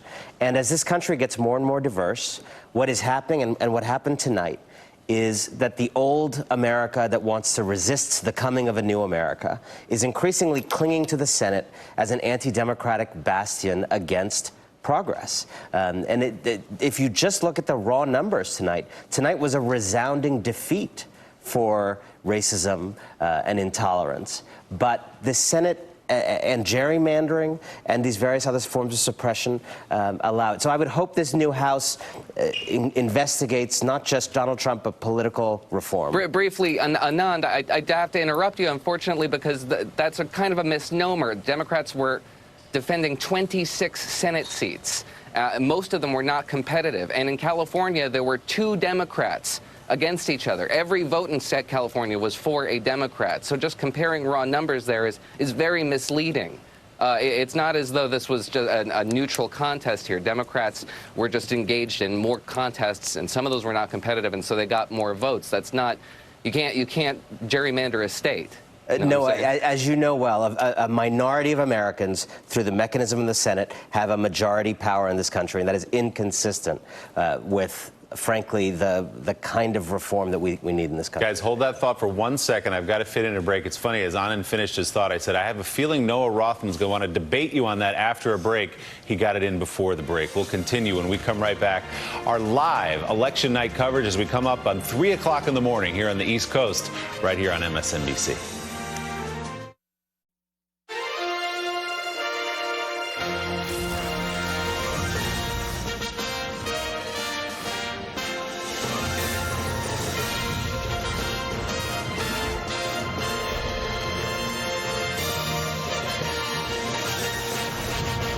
It is 3 a.m. on the East Coast, midnight for our viewers out west. We're still up. Are you? I'm Willie Geist. You're watching MSNBC's continuing election night coverage. Tonight, we are tracking Democratic gains in the House of Representatives. The Democrats needed a net gain, as you know, of 23 seats. Some of those votes still coming in, especially on the West Coast. More on those races in just a moment. But our NBC News decision desk projects Democrats could secure as many as 37 House seats, in the end giving them 230 seats. The Senate, meanwhile, remains in Republican control. As expected, Republicans picked up a few seats, including some of the highest profile ones. And let's take a look at some of the results over the course of this night. Ted Cruz, in the highest profile race, perhaps, of the Senate campaign, defeating Beto O'Rourke, holding on to his seat in the state of Texas. In Indiana, the Democrat goes down. Donnelly losing to Republican Mike Braun in a state where the president campaigned quite a bit. In North Dakota, another Republican gain as Kevin Cramer defeats Heidi Heitkamp as expected in the state of North Dakota. Marsha Blackburn winning over Phil Bredesen, the congresswoman now a senator-elect in the state of Tennessee. Joe Manchin in a state again where President Trump won by more than 40 points. The Democrat and former governor there, Manchin, holding on to his seat. In Missouri, Claire McCaskill has been knocked off. Josh Hawley, the Republican there, picking up a seat for his party. Claire McCaskill will be out of the Senate come January. Still too close to call in the Arizona Senate race. We're watching this one closely. Martha McSally, the Republican, and Kyrsten Sinema, the Democrat, with a difference of about 22,000 votes right now. And here in this race in Nevada, we've been watching this minute by minute, and we can tell you Dean Heller, the Republican incumbent, has now called the Democrat Jackie Rosen to concede the race. Jackie Rosen is giving her speech right now, guys. We want to listen in. Let's take a listen. I love you guys, too. But I got to tell you that Catherine endorsed me on day one. And she has done so much to invest in building up our state party. She's doing amazing work, and I can't wait to be her partner and fight for Nevada, listen to your stories, and take them with us as we do good work for all of you.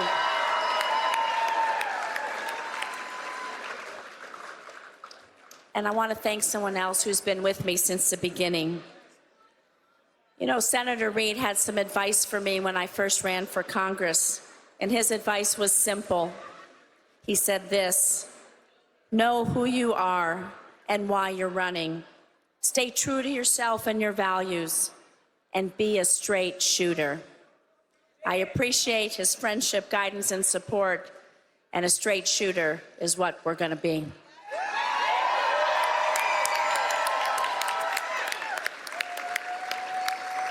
But I have to tell you, I'm a little sentimental tonight because a lot of times you don't get to see bookends in your life. And 40 years ago, I was a young college student working my way through school. And I was a member of 226. But that's not the best part of the story. I was working right down the hall here at Caesar's Palace as a cocktail waitress to pay my tuition.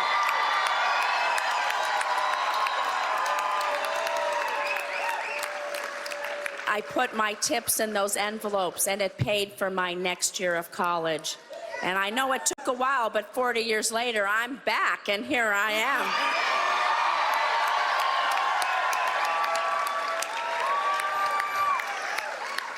But I think about that young woman then, and I never could have imagined all these years later, really, that I'd be standing here on this stage as your next United States Senator, and that everything that's happened in between. Thank you. You know, I love you guys too. Wait.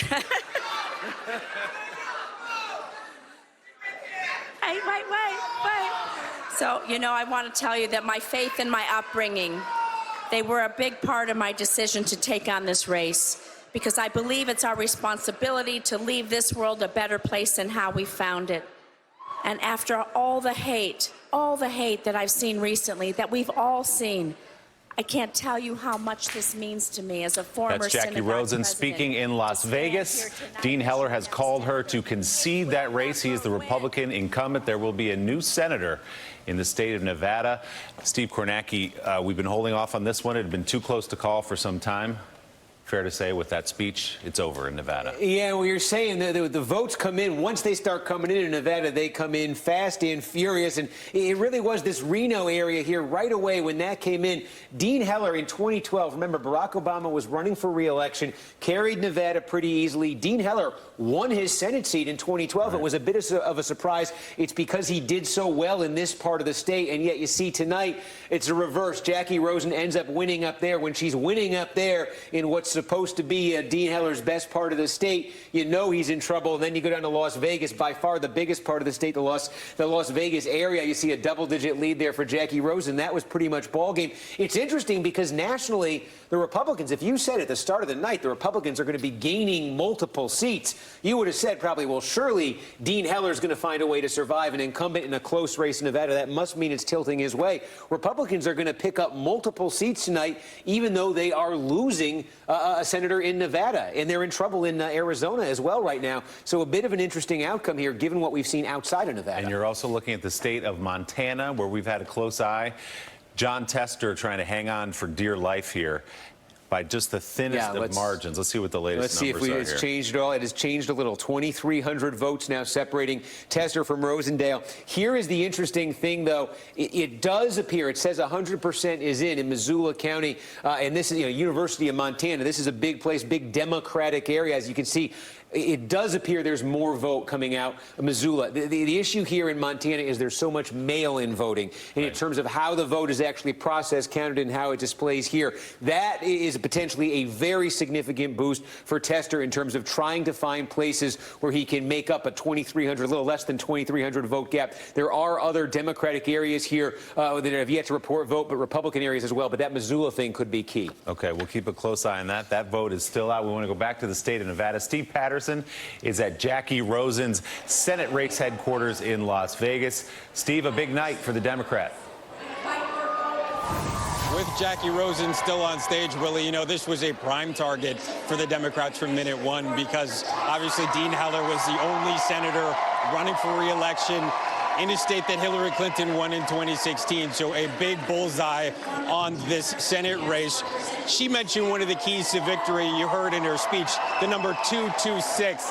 That is the culinary union here in Nevada. It's one of the biggest organizing bodies in the entire state, 57,000 members strong. Half of those members, more than half, are Latino, more than half are women. The Latino vote, such a key vote in this state. More than 28% of this state is Latino.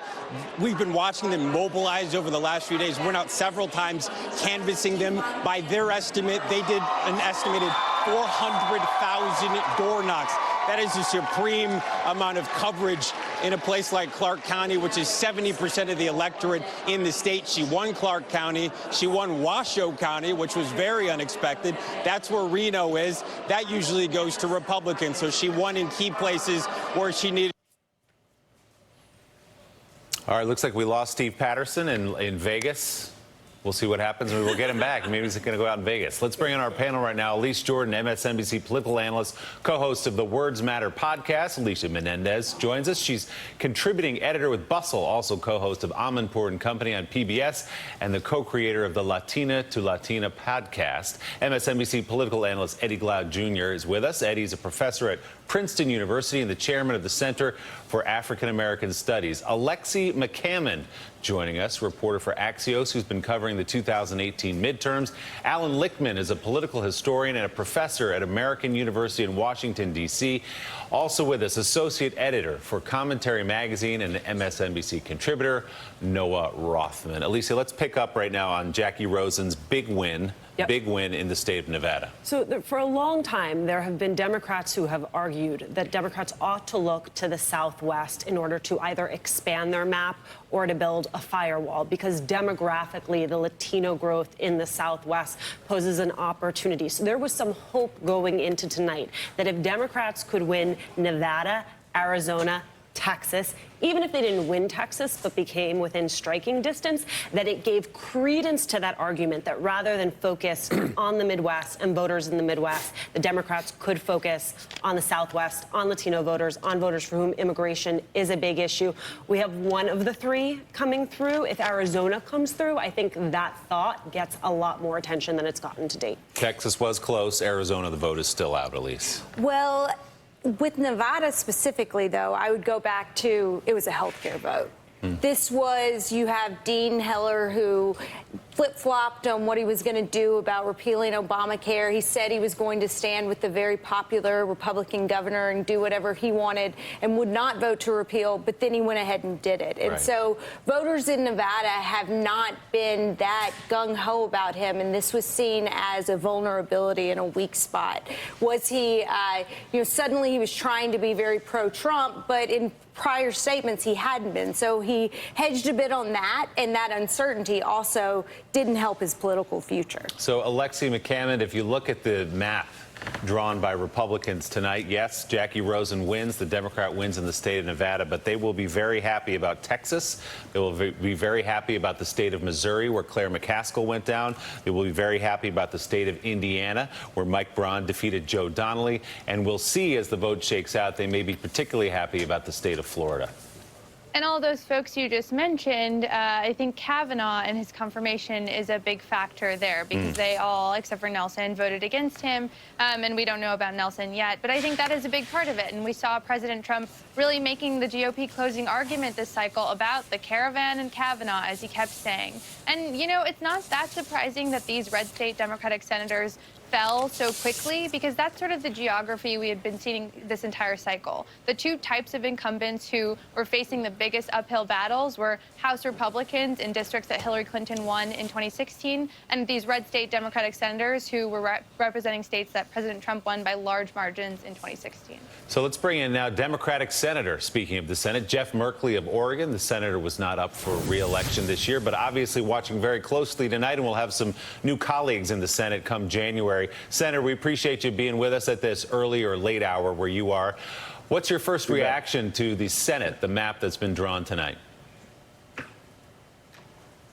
Well, certainly it's very painful to lose a number of my very capable colleagues. I must say, when you look at all over at the number of races, the Democrats are still winning essentially 2 out of 3 races for the U.S. Senate. It's just we started with such a map that already had such a large population. Are you surprised, Senator, by some of the races? Let's take Indiana, for example, or Missouri. Did you hold out hope that Joe Donnelly and Claire McCaskill would hang on? Yes, certainly did have hope. The races that we've lost were the 4 that we were most worried about. And of course, we're hoping that John Tester can hold on in Montana. And I'm looking forward to the outcome in Arizona. But we'd hoped really for a miracle. We wanted to win 80% of the races tonight. We didn't reach that. We didn't reach that goal. But I must say, what we have seen is just a increased polarization of America under the leadership of President Trump. And I think his very intense effort to divide Americans, set them against each other, a fair amount of bigotry and racism coming out of the Oval Office, really is so unhealthy for this country. And I hope we can shift into a very different gear here as we go into the next year. Well, you did have some disappointments in the Senate, but you must be heartened off what you've just said there by what happened in the House of Representatives tonight. The Democrats take back the reins of the House. They take back the reins of the speakership. They take back the reins of those critical committees that will oversee and push back on the President of the United States. What do you expect the political environment to be like now come January with the Democratic House against President Trump? Well, I think there will finally be some congressional oversight and accountability for the executive branch, which has been much missing. I also feel like there will be a search for topics that the House and Senate can work on together. I think one of those may well be infrastructure. We thought that would happen 2 years ago. The president decided instead to push the tax bill rather than investing in infrastructure. But hopefully infrastructure will come back up as an area in much need in America and where maybe Democrats and Republicans can find common ground. Elise Jordan has a question for you, Senator. Senator Merkley, you've been very outspoken about the child separation policy of the Trump administration and the horrific conditions on the border. This immigration battle seems like it only hit more of a fever pitch this campaign cycle with Donald Trump's rhetoric really just going, getting even nastier. And now there's going to be the deployment of 15,000 troops to our border. Do you think that the results of this election repudiated or actually showed the strength of Donald Trump's immigration policy? Well, I think mostly it repudiated it. Of course, the outcome in the House, very strong. And again, in the Senate, we won basically 2/3 of those Senate races. And you think about this. The administration right now has been floating this idea that they're going to give immigrant families fleeing persecution a choice. And the choice is between inflicting trauma on their children by having their children taken away when they're locked up, or by inflicting trauma on the children by locking them all up together in internment camps. And I had to introduce a bill several weeks ago that was the No Internment Camps in America Act, just to draw attention to this strategy of the administration. I think Americans just are, in general, appalled by this. And certainly, I hope we do have a congressional debate about the treatment of those families fleeing persecution abroad. After all, either we fled or our ancestors fled. Almost all of us come from some kind of roots in which our ancestors fled persecution, religious persecution, famine, or war. All right, Senator Jeff Merkley, Democrat of Oregon, we really appreciate your time tonight. Thanks so much for being with us. We will head to California next to get a check on the big House races out there as our late night election coverage continues here on MSNBC.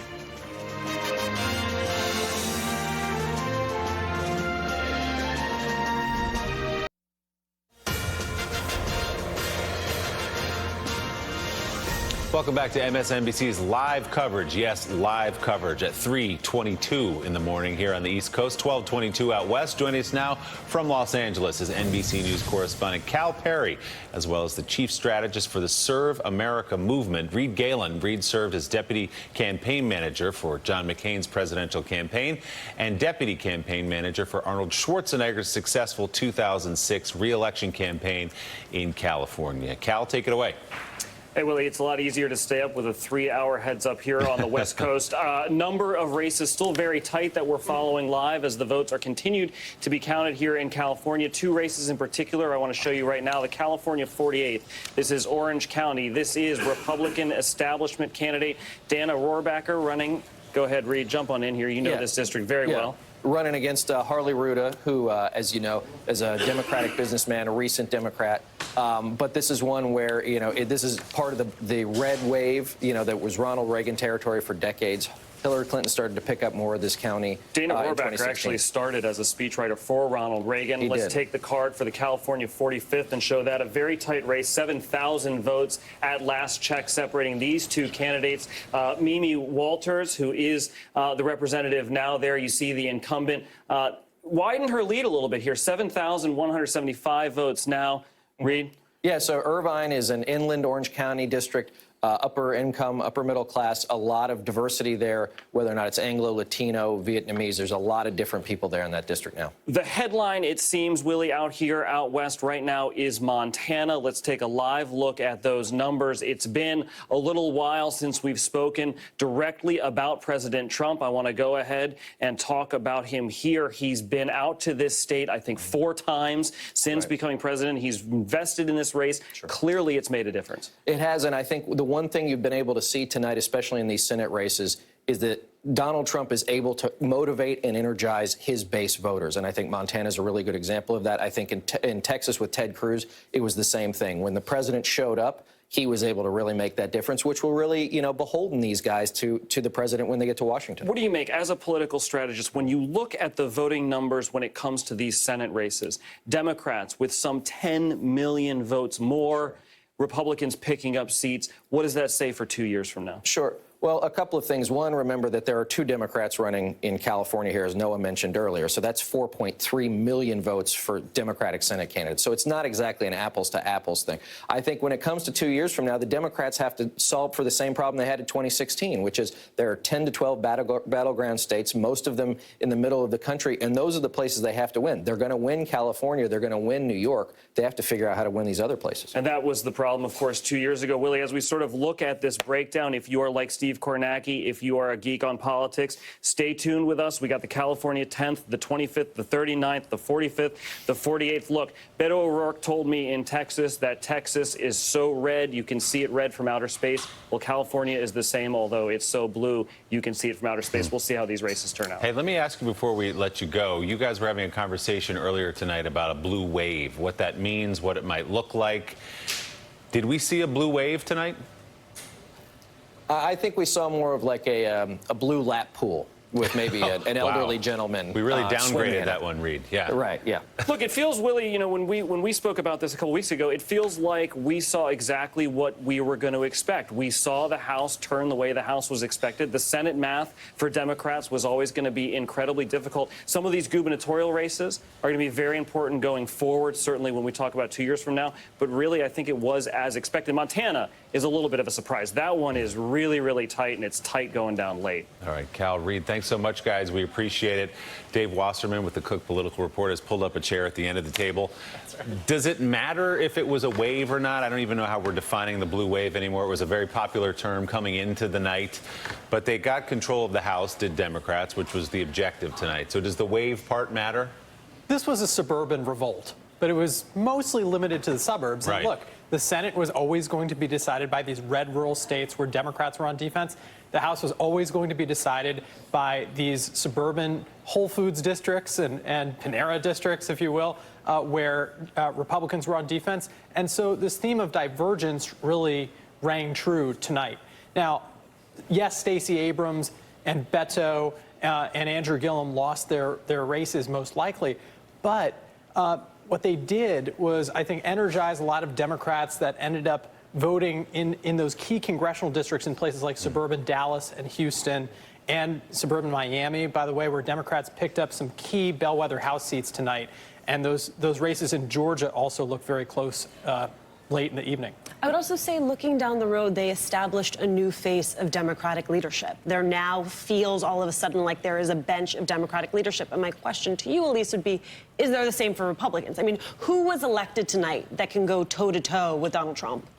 Of Republicans, I think we've seen that if you try to go toe-to-toe, you dropped out, you didn't win your race, or the outlier case, South Carolina won. And so I would be curious what you make of Mark Sanford getting primaried, and then the candidate who replaces him loses to a Dem in a district that voted for Romney, I think, by maybe 13 points. I was in Charleston a week ago, and I met with both the candidates when I was there. It struck me that Joe Cunningham looks like a country music star, the Democrat who won that seat, while Katie Arrington came across as still on this crusade against Mark Sanford for having been vocally opposed to Trump. And she was upset that she thought Sanford was working behind the scenes for the Democrat in that race. And you look at the result, maybe it did turn out to be a referendum on offshore drilling, as the Democrat there wanted it to be. But that's one that stands out as a big pickup for Democrats. I'll never forget the day after that race, Mark Sanford was on Morning Joe with us, and I said, what's your message to Republicans after your experience here? And he said, I hate to say it, but don't cross Donald Trump. He was very blunt about that. But then she lost tonight. There's the result right now. Katie Arrington, the Republican, has lost to the Democrat in South Carolina's 1st district. That's Joe Cunningham winning there again. That was Mark Sanford's district. Alan, you've been standing by patiently for us. Your big picture thoughts on the night. I want to tell you the hidden meaning of these midterm elections for 2020. As you know, I have a system called the Keys to the White House that have correctly forecast the results of every presidential election since before you were born in 1984. And as a result of this midterm, the incumbent Republicans who hold the White House lost a key, the mandate key, which is measured by midterm House elections. That's another key down.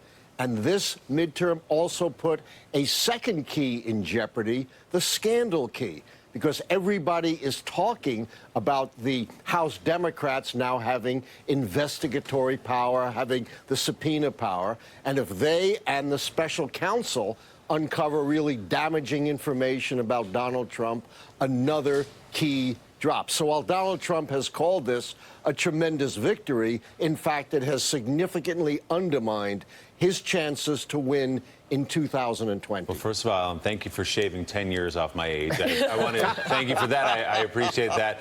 And quickly, but don't you believe there's the argument that Donald Trump now has a foil in Nancy Pelosi, that he has someone in the House of Representatives that he can fight with, and he likes nothing more? Oh, I think he'll like that. But this is conventional thinking. You know, conventional thinking says it's the speeches, it's the debates, it's the ads, it's the adversarial conflicts that decide a presidential election. The Keys to the White House prove that is absolutely false. It is the big picture that decides presidential elections, midterm election results, scandal, the state of the economy, foreign policy, all the things that the Keys gauge. The Keys also suggest that the Democrats would be making a monumental mistake by picking in 2020 a so-called safe establishment electable candidate like Joe Biden. They did that with Walter Mondale, Michael Dukakis, Al Gore, John Kerry, Hillary Clinton. And what do all those candidates have in common? Every single one of them lost. There is a charisma key for the challengers. No old party Warhouse is going to win it. The Democrats need someone new, here, like just Beto with a quick O'Rourke. Question to pick up on something that you were asking, that you were saying that Democrats shouldn't try to pick a more centrist candidate in 2020. Yet tonight, you look at a lot of the losses, and all of the so-called progressive candidates pretty much lost. That's not what I said. What I said was they shouldn't pick an establishment candidate, a so-called electable candidate. I said nothing about ideology. What they need is a Barack Obama in 2008, a Bill Clinton in 1992, an exciting new face who is capable of galvanizing the electorate. That's another key. It's called the challenger charisma key. It's the only key under the control of the challenging party. And let's not, if you're a Democrat, make the mistake of deciding who you think is electable and picking, again, a Dukakis, a Kerry, a Gore, a Clinton. Alan, a I've got to Mondale. jump. I love the Keys to the White House. I got to jump in for 1 second here because we now have a call to make at 3:32 in the morning in the Wisconsin governor's race. Tony Evers has done it. He is the apparent winner in that governor's race, defeating Scott Walker, who has won twice and another time when he held off the recall election. Scott Walker goes down in the state of Wisconsin to Tony Evers. Your reaction? This is a solace for Democrats in governor's races after Gillum and what looks like Abrams. So big pickup for Democrats here. Should we be surprised by that result? It was tight, we knew going in, but did you feel like Walker was going to pull it out? I always put a thumb on the scale for Evers in that contest. And you know what? These governor's races are going to be hugely important for the next round of redistricting. And this is an indication of the long game of grassroots organizers. We forget all of the unions and folks who came out just a couple of election cycles ago against Scott Walker. And this is the kind of culmination of that momentum on the ground. This is huge. That we're seeing the back of his head. This is huge. Noah Rothman, Scott Walker has been sort of tap dancing through the state of Wisconsin, just barely surviving several times over the years. He ran out of luck tonight. Yeah, and it's probably not much of a surprise, but it's still devastating from the conservative perspective, given how successful he has been in governing as a conservative in a state that is otherwise previously rather hostile towards conservative governance. I wanted to briefly touch on something Dave said, because that is, to me, the big takeaway of the night. Republican gains over the course of Barack Obama's presidency were so substantial and so important to them as a party because they focused very much on the state level, on legislative level, on the gubernatorial level. We saw some Democratic gains on the legislative level, some chambers in New Hampshire, for example, and Minnesota, in New Mexico, but we haven't seen really the kind of dramatic gains that we saw in 2010, 2012 even, and 2014. And with the loss of governors in places, or Democratic challengers in places like Florida, Ohio, and Iowa, it suggests that, heading into 2020, and especially for decennial reapportionment in 2021, that Democrats are not going to be enjoying the kind of gains that Republicans made in such a short period of time under Barack Obama. We can now add Tony Evers, the Democrat in Wisconsin, to the list of Democratic pickups tonight in governor's mansions across the country. Add to the list Illinois, Kansas, New Mexico, Michigan. Republicans tonight are celebrating wins in the state of Florida, in Ohio, and perhaps we may learn tomorrow in the state of Georgia. Much more ahead when we come back. We're watching the midterm elections live in late night here on MSNBC.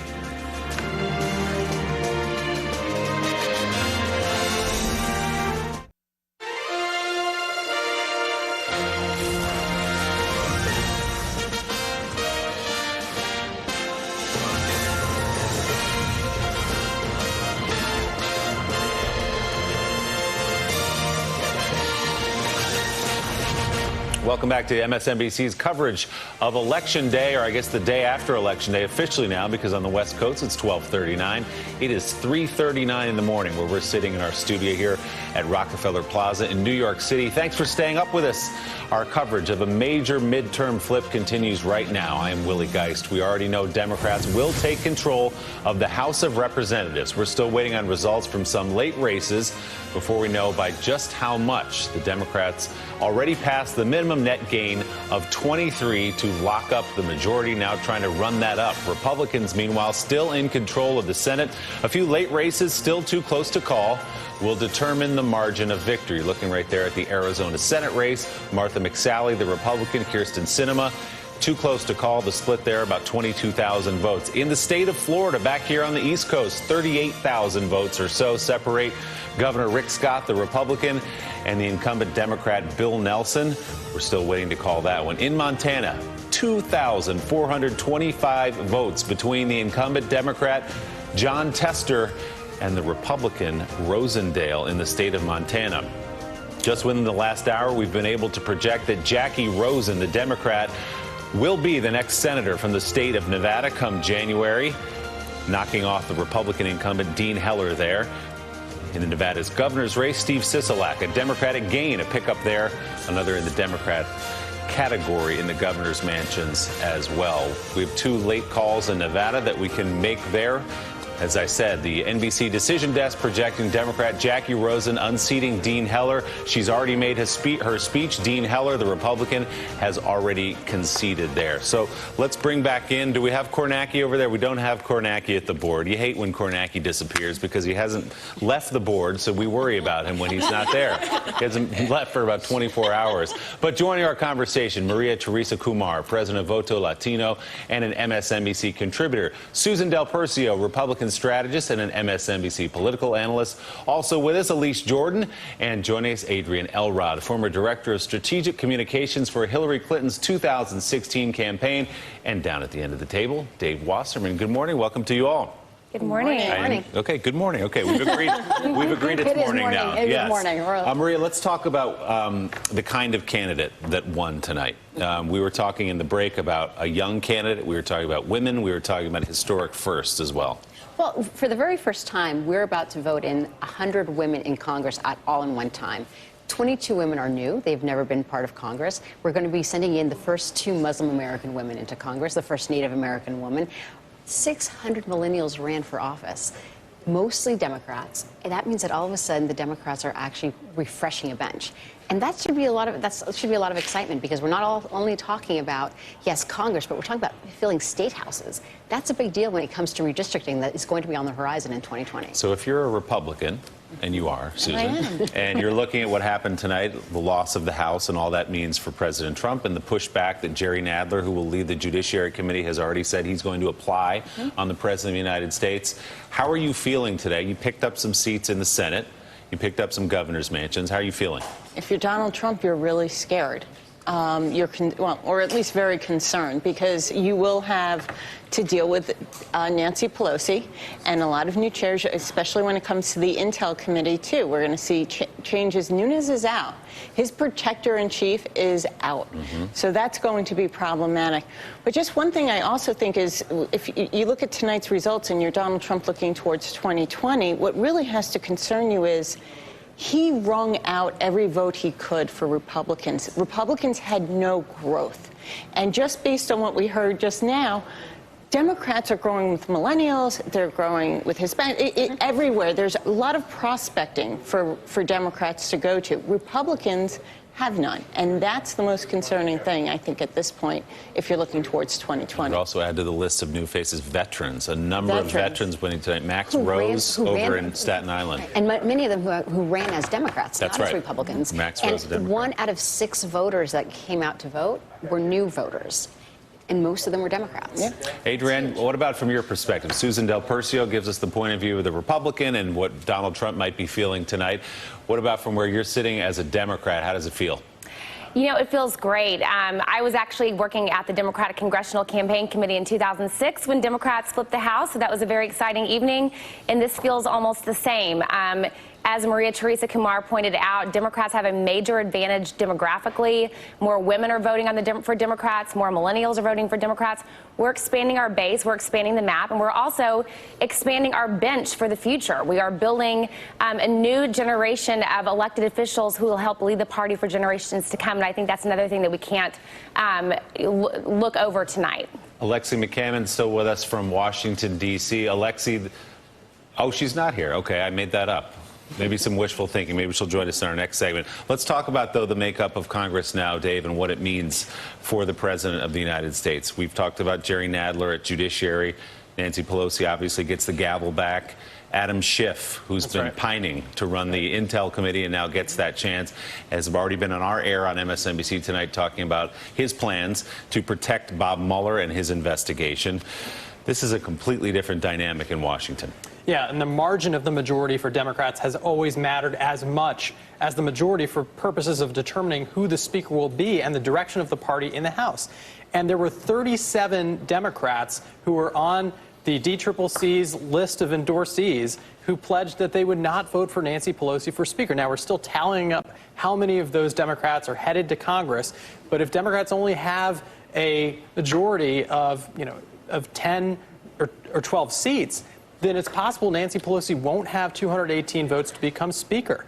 She has held the line in some respects against this, drive of the base to impeach the president, but the Democrats could come under heavy pressure from their base over the coming 2 years to go to more drastic measures. That's such an interesting point. We haven't heard the word impeachment yet. Over the first couple of hours we've been on the air, Elise. Nancy Pelosi has been very careful to stay away from that word, but there is a wing, as Dave says, of the Democratic Party who says the reason we want the House back is to get rid of Donald Trump through impeachment. Well, and politically, that was a smart move on Nancy Pelosi's behalf, because that just really riles up the Republican base and also Democrats who are frustrated with Congress not getting anything done. done, it doesn't necessarily appeal to them the idea of starting impeachment proceedings. And so that was the right instinct on her part. Whether other Democrats are going to be able to show similar restraint now that they're in power remains to be seen. But she did also throw something out there. She did say tonight, or through people with her approval,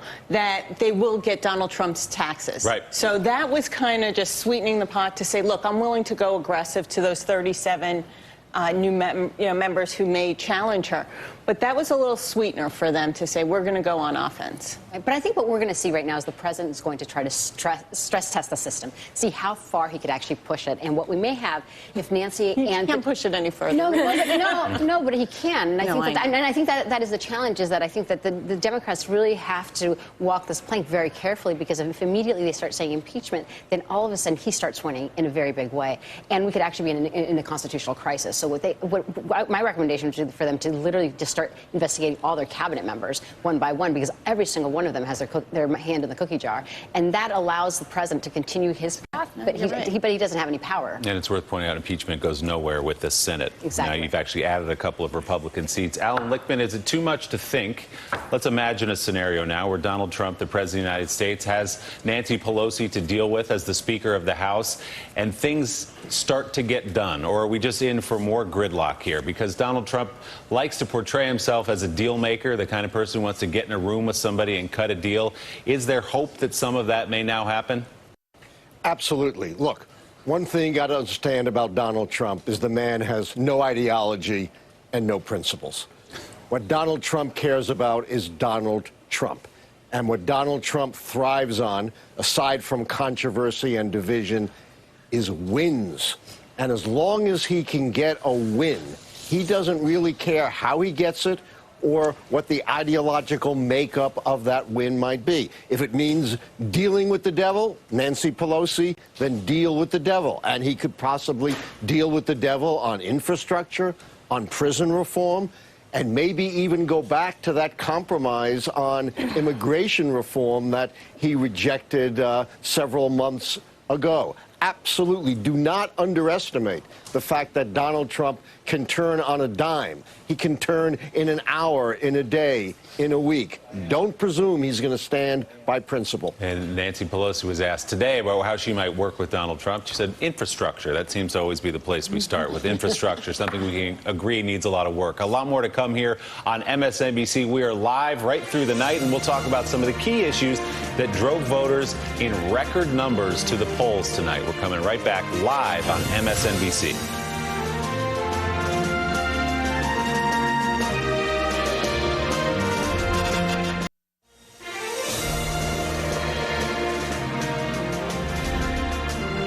Welcome back to MSNBC's live coverage of election night. It is 3:52 in the morning here in New York City, 12:52 out west. Jonathan Lemire of the Associated Press joins us now, adding him to our table of contributors who've bravely stayed with me through the night. Jonathan, thanks for being here, man. You cover the White House closely. How's the White House feeling today? President Trump seems, on Twitter anyway, to be subdued a bit, just quoting other people saying nice things about him. Right. They've been prepared for this result. For a few weeks now, they certainly weren't going to say it publicly, but the White House was expecting the House of Representatives to slip away and to end the era of one-party control in Washington. This marks a new chapter in the Trump presidency, but I think we're going to see a pretty bullish output from the president and from the West Wing in the next day or so. That's how they were signaling to us tonight in our reporting.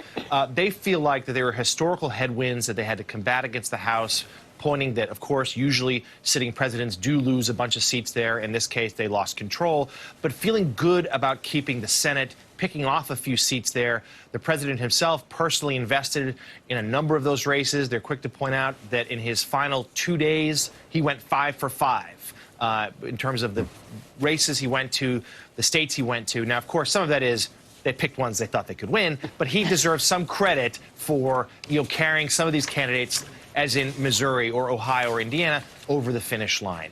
And they feel like that this is a victory for him. That the president tonight, we didn't hear much from him. One tweet that sort of signaled, a thank you and that it was a terrific result. And that I think we will see them going forward. They know that things have changed. Yeah, they know they face investigations. Their agenda will stall.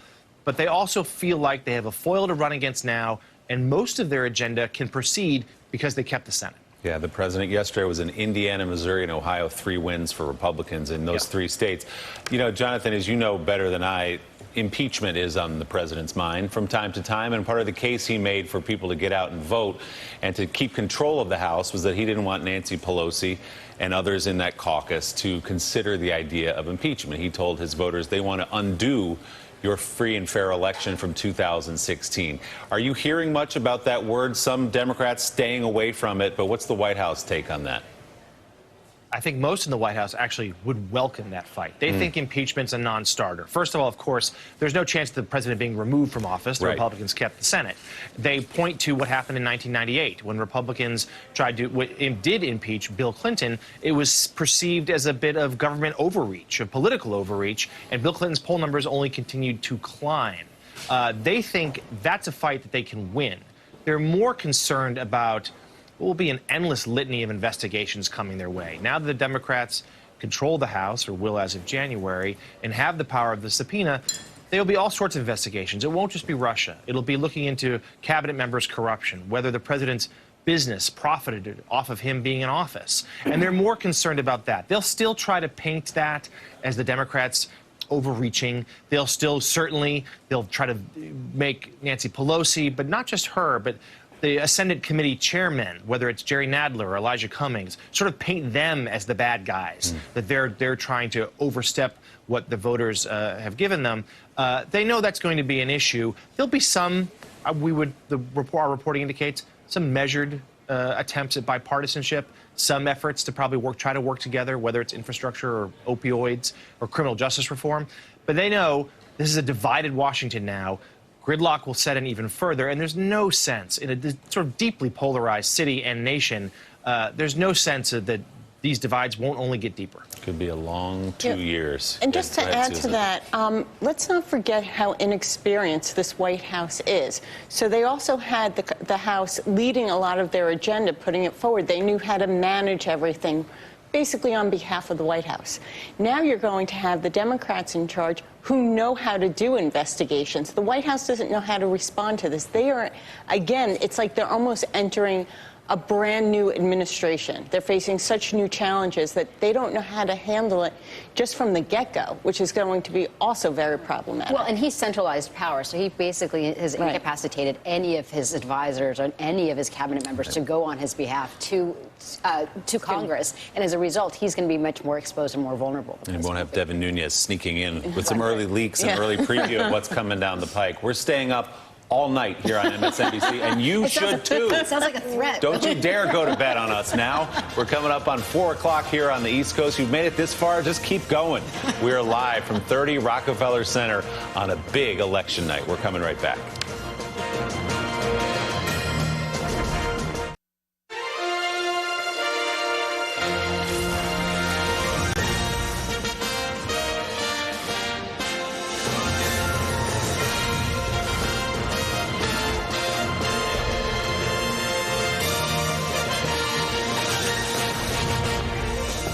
It is 4 a.m. That's right, 4 a.m. live here on the East Coast, 1 a.m. for our viewers out west. Thanks for staying up with us. I'm Willie Geist. It is still election night, or maybe the morning after. We haven't decided still. This morning, both parties claiming victory. The Democrats have won enough seats in the House to take the majority there. They needed a net gain of 23, which they have locked up. Our NBC News decision desk projects Democrats could end up with as many as 230 seats in the House. The Senate, meanwhile, remaining in Republican control. In fact, Republicans picked up a few seats, including some of the highest profile ones. Let's take a look at some of the results as we rip through. The highest profile of all, perhaps, Ted Cruz, the Republican incumbent, holding off the insurgent Beto O'Rourke, the Democrat, falling just short in the state of Texas. Mike Braun, an upset of Democratic incumbent Joe Donnelly in the state of Indiana. North Dakota Senate race goes another Republican gain to Kevin Kramer, who defeated Heidi Heitkamp. Marsha Blackburn in the state of Tennessee defeating Phil Bredesen, the former governor of that state. She will be the next senator there. Joe Manchin, the Democrat in a state Donald Trump won by 40 points. holds on to his seat as a Democrat in the state of West Virginia. An upset, a bit of an upset in the state of Missouri. Josh Hawley, the Republican, picking up a seat for his party there, knocking off Claire McCaskill. And Jackie Rosen, just within the last hour, we've been able to project in the state of Nevada, the Democrat defeating the Republican incumbent Dean Heller there, another Democratic pickup in the Senate. Still too close to call, though, in a couple of these tight races. Martha McSally, the Republican, with a 19,000 vote spread, just barely over Kirsten Sinema in the state of Arizona. Again, that is too close to call with 71% of the vote in. Also, Florida, the Senate race there, still too close to call, even with 99% of the vote in. The split there between Governor Rick Scott, the Republican, and Bill Nelson, only 38,000 votes. Meanwhile, in Montana, John Tester fighting for his life, the Democratic incumbent, up 6,500 votes in the state of Montana. We'll keep a close eye on that one for you throughout the morning. And checking in with some of the governor's races we've been following. Here's what we know so far about those. A big win for the Democrats in the state of Wisconsin. Tony Evers defeating the incumbent Scott Walker. Scott Walker, who's won elections several times in that state, including in a recall election, is now out of office. And in a high-profile race in the state of Florida, the Republican Ron DeSantis defeating Andrew Gillum, one of the young hopes for the Democratic Party, falling just short in the state of Florida. Meanwhile, California has a new governor. Its lieutenant governor will move up in office. Gavin Newsom winning easily over the Republican John Cox. In Oregon, Kate Brown is the projected winner in that state against Newt Bueller, the Republican there, winning by 6 points. So our experts are up late night with us. It's now 4:04 a.m. on the East Coast. Maria Teresa Kumar is the president of Voto Latino and an MSNBC contributor. Elise Jordan is an MSNBC political analyst, the co-host of the Words Matter podcast. Susan Del Percio is a Republican strategist and an MSNBC political analyst. And down at the end of the table, we pulled up a chair for him, real special like. John Meacham, the Pulitzer Prize-winning presidential biographer and historian, also an MSNBC contributor back in D.C. Jonathan Lemire is the White House reporter for the Associated Press and an MSNBC political analyst. Also with us, Adrienne Elrod, former director of strategic communications for Hillary Clinton's 2016 campaign. An outstanding, probably a better panel than I deserved at 4 o'clock in the morning. Thank you all for being here. John, you brought some dry cleaning with you. I did. And you've taken some notes on research. That's on dry cleaning cardboard. This is from Marsha Blackburn State now. There it is. Hey, let's start in Tennessee, the state where you live. Yeah. Surprised by the result and how quickly it was called? Surprised by the margin. Yeah. Tennessee has a tradition, complicated state. Let's see, so it's 405, so let's talk about 1860. There. We were a state that was the last to secede, first to get back in, very divided historically, therefore a complicated state, and so statewide has often sent people like Howard Baker or the Gores or Jim Sasser, people who are not on an extreme side of one or the other.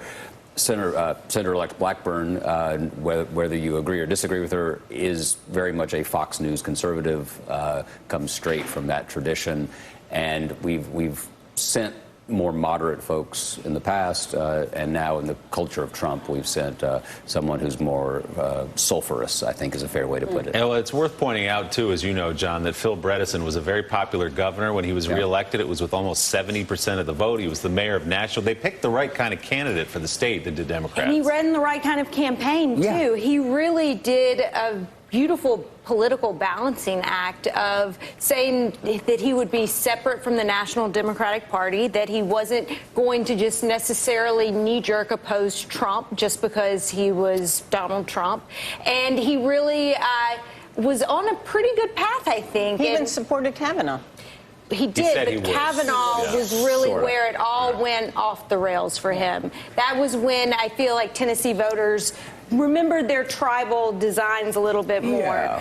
Because I had been surprised by how much positivity there was there in the state when we were there in March doing focus groups. And strong Trump supporters went out of their way to justify why they would consider voting for Phil Bredesen, and that just never really happens. Oh, he's not that liberal. He's really, he's actually more of a moderate. Times were good when he was governor. And then you saw, though, his poll numbers just really whoosh as soon as Kavanaugh. One of the issues is the price of prosperity to some extent. There are a lot of voters in Tennessee who have come there, a lot of voters throughout the South who've come because these governors have done a really good job of recruiting industry. People come, and people have argued for a long time, kind of at 30,000 feet, that, well, this will turn all these states purple. Bill Haslam, who's the outgoing governor of Tennessee, has a great theory, which is that actually what happens is that the people who move to these more conservative states, in a way, are able to more fully embrace what they feel politically, but if they're in a blue state, they don't want to own it. And they have permission to be more what they are when they come down.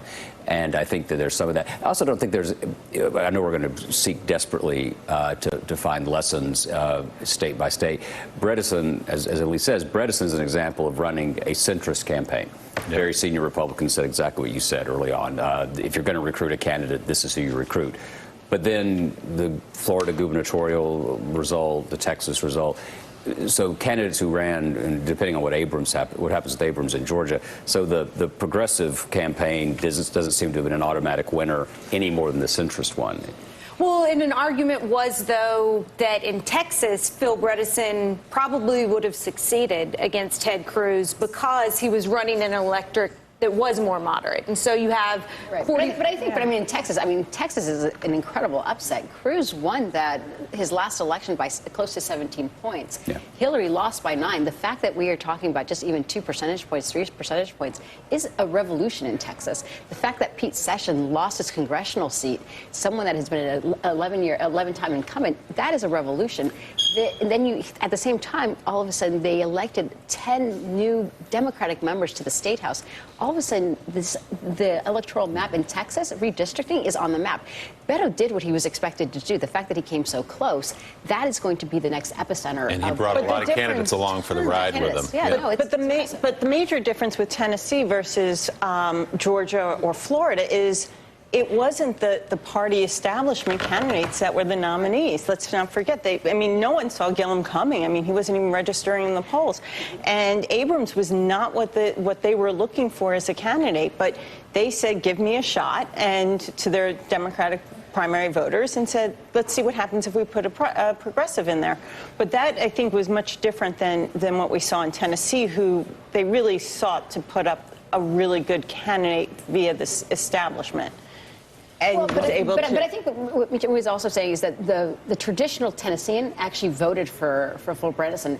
What you're seeing is a lot of new individuals that are coming in and owning Tennessee that don't espouse those political traditions, and they're the ones. Well, that's why we saw the polling, but that's also why we saw the polling go the way it went, because they couldn't account for those new voters because they just weren't expecting them to show up that much. Now, have you talked about 1966 yet? Well, you're jumping far. Let's pace ourselves. We've got 2 hours. All right, I thought you were going to start in 1607 with Jamestown and work your way. Well, we do have the midterms after the Alien and Sedition Act. Was a hell of a thing. This is why we have you here, John. I know. If people aren't asleep now, we're going to take care of it. We just lost the entire West Coast. Thank you, John. But on your Texas point, 52 years ago, in the 7th District of Texas, a young guy, George Herbert Walker Bush, becomes the first Republican in that part of the world. That seat flipped to the Democrats tonight. Right. Adrian, you're waiting patiently across the studio. I see you over there. Let's talk about big picture now. Let's take it up to 30,000 feet about what happened right now. We've heard from the Democratic Governors Association. They're excited. Big night, lost some. They hoped to grab at one, others they weren't sure they would. They flipped a bunch of seats. Obviously, the House falls in their hands, and all that implies for not just for the House, but for the President of the United States. What does it look like from the Democratic position? Well, a couple of things. I think, first of all, when it comes to governing, I think that, first of all, Democrats have got to make sure that they are not just trying to hold the Trump administration accountable through subpoenas and through congressional investigations, because a lot of the progressive wing of the party wants that. But at the same time, they've got to legislate, because independents and white suburban voters in particular, who are, of course, that ultimate swing vote, they voted for Democrats in this cycle because they actually want to see something fixed on health care. They want to see bipartisan policy solutions put into place. So I think Democrats have got to make sure that They don't just, only try to hold Trump accountable and talk about impeachment. They've also got to legislate at the same time. Going into 2020, which I know we don't want to get too ahead of our skis here, but I mean, might as well, right? The polls are closed. Go ahead. Look, I think I want to touch on something that Maria Teresa Kumar said about people like Beto O'Rourke. I mean, the fact that Texas came this close bodes very well for Texas in 2020. I mean, we've got a couple states, Arizona, Texas, that are ripe for the picking for Democrats in 2020. The map has been expanded. Democrats have done a great job bringing more voters into the fold, and I think that will be something that trends more positively for Democrats going forward. We'll see what happens in Georgia if we get the ultimate result, but the three so-called rock stars of the Democratic Party, Andrew Gillum, Beto O'Rourke, and Stacey Abrams, they lost, but by small margins. Well, they lost, but now the Democrats actually have a base that more reflects this new generation of a progressive movement. But I do want to highlight the fact that even though the Democrats did so well, it doesn't mean that they're doing well in preparing the bench for, the Electoral College for the 2020 elections. And what I mean by that is that while we may have gone ahead and flipped the House, we didn't win in the deep rural areas. And the way the electoral map is done, those still favor the White House right now. And I think that's going to be the challenge, is that while we're doing well in the House, are we actually setting up to win the White House? Well, as the results rolled in, we're already talking about speaking of the White House, the president declared the midterms a success. More on his influence and the new Congress he will have to try to work with to some extent when our special election coverage continues with more arcane historical references from John Meacham at 4:14 in the morning. We'll be right back.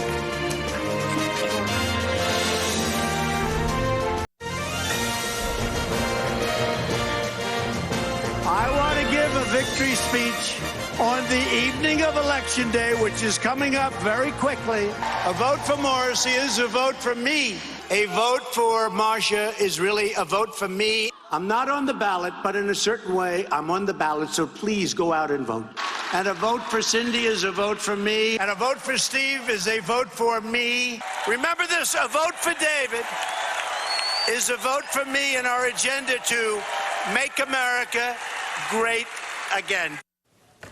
President Trump made it clear, as you heard there, the midterm elections were about him. During the closing weeks of the midterm campaign cycle, he hit the road hard to spread that message. In the last 6 days of the campaign, President Trump held 11 rallies across 8 battleground states. Since he took office, the president has held 53 rallies in 23 states, including 30 since Labor Day. Leanne Caldwell is an NBC News Capitol Hill reporter. She joins us now from Washington. Leanne, so let's talk about some of your reporting, but also let's talk about the president and his rallies. Just in the last few days, if you go down, he was in the state of Tennessee, Marsha Blackburn won. You go into the state of Indiana, Braun won. You go into the state of Missouri, Hawley won. The state of Ohio, Mike DeWine is the new governor of that state. So he is, and the White House is, claiming some measure of victory tonight.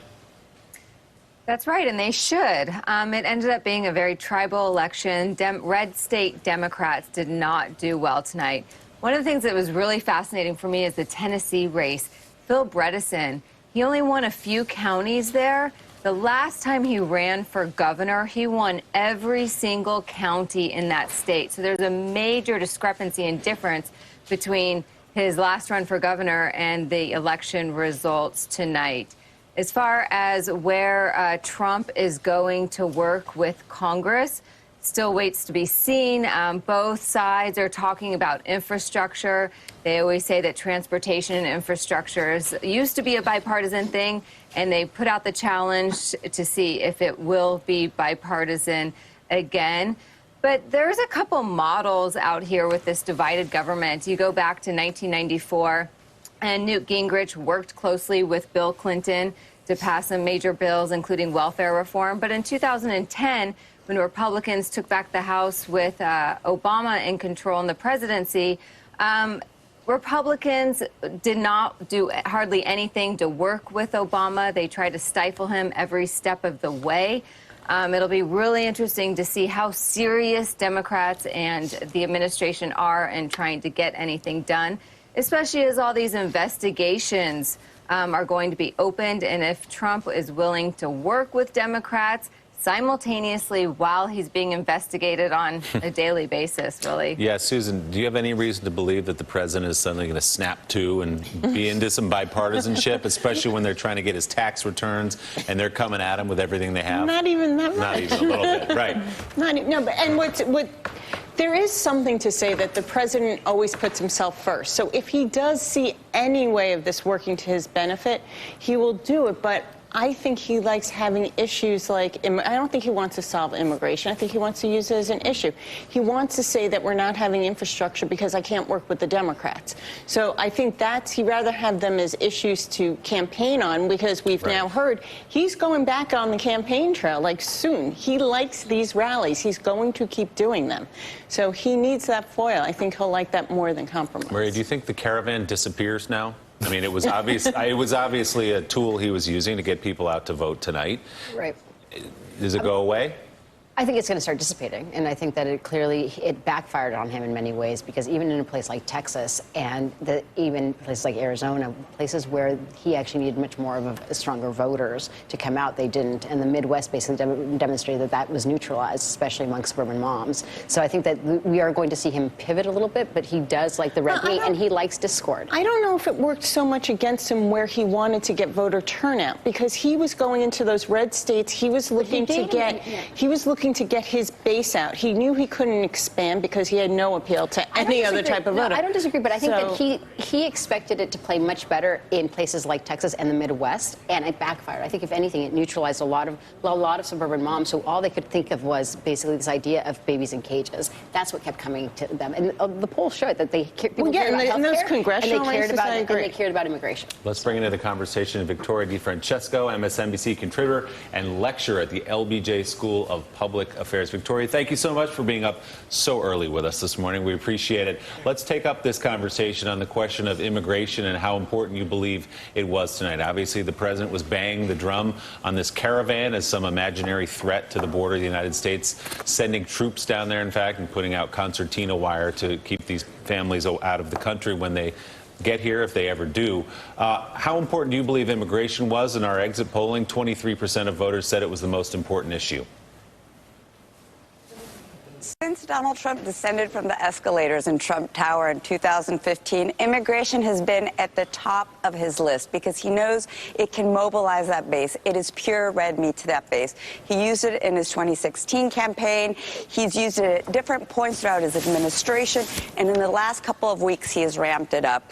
In an ideal world, I would like to think that over the next 2 years, maybe with the Democratic Congress, Donald Trump, the deal maker, could find some sort of deal, but I'm going to lean here more with Susan in that I think that he needs this as a foil. He needs the Democrats to compare and contrast with his base and saying, look, we've got all of these criminals, these bad hombres, all of these immigrants coming over. You need to keep me in office past 2020. So I think immigration, even though he may make noises of finding a resolution, he needs to keep it there. And he's definitely not going to get money for the border wall with the Democratic Congress, but he's going to do anything he can to keep it on the radar screen for that base. Well, he's got to keep it around if he wants to get reelected. He thinks it's his best vehicle. He thinks it's why he's in the White House in the first place.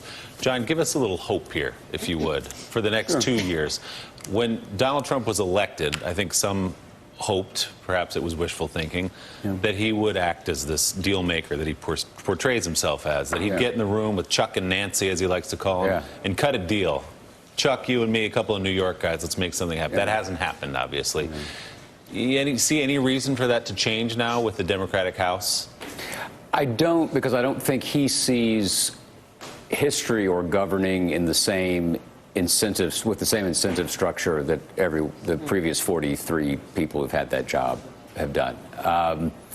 You count Grover Cleveland twice, because I know you were about to make a point. No, I was not. I knew exactly why you said it. It's the Vanderbilt Education Network. Yeah, I like that. Let's not go there, Sawani. Go ahead. So there are one of the. I used to think this wouldn't possibly. He was not a tragic figure, the president, because in classic Greek terms, you have to have great scope to be tragic. I've changed my mind on that because he has the possibility, not the capacity, but the possibility of almost innumerable Nixon to China moments. Yeah. If he wanted to do immigration, he could do immigration. Justice reform. Right. If infrastructure, entitlement reform. There are any number of things that if you could take some of the showman energy, just part of it, and sort of funnel it, if you could take the professional wrestling energy and get a little bit of Brookings Institution, you would actually have something here. But it's all going to stay over here, I think.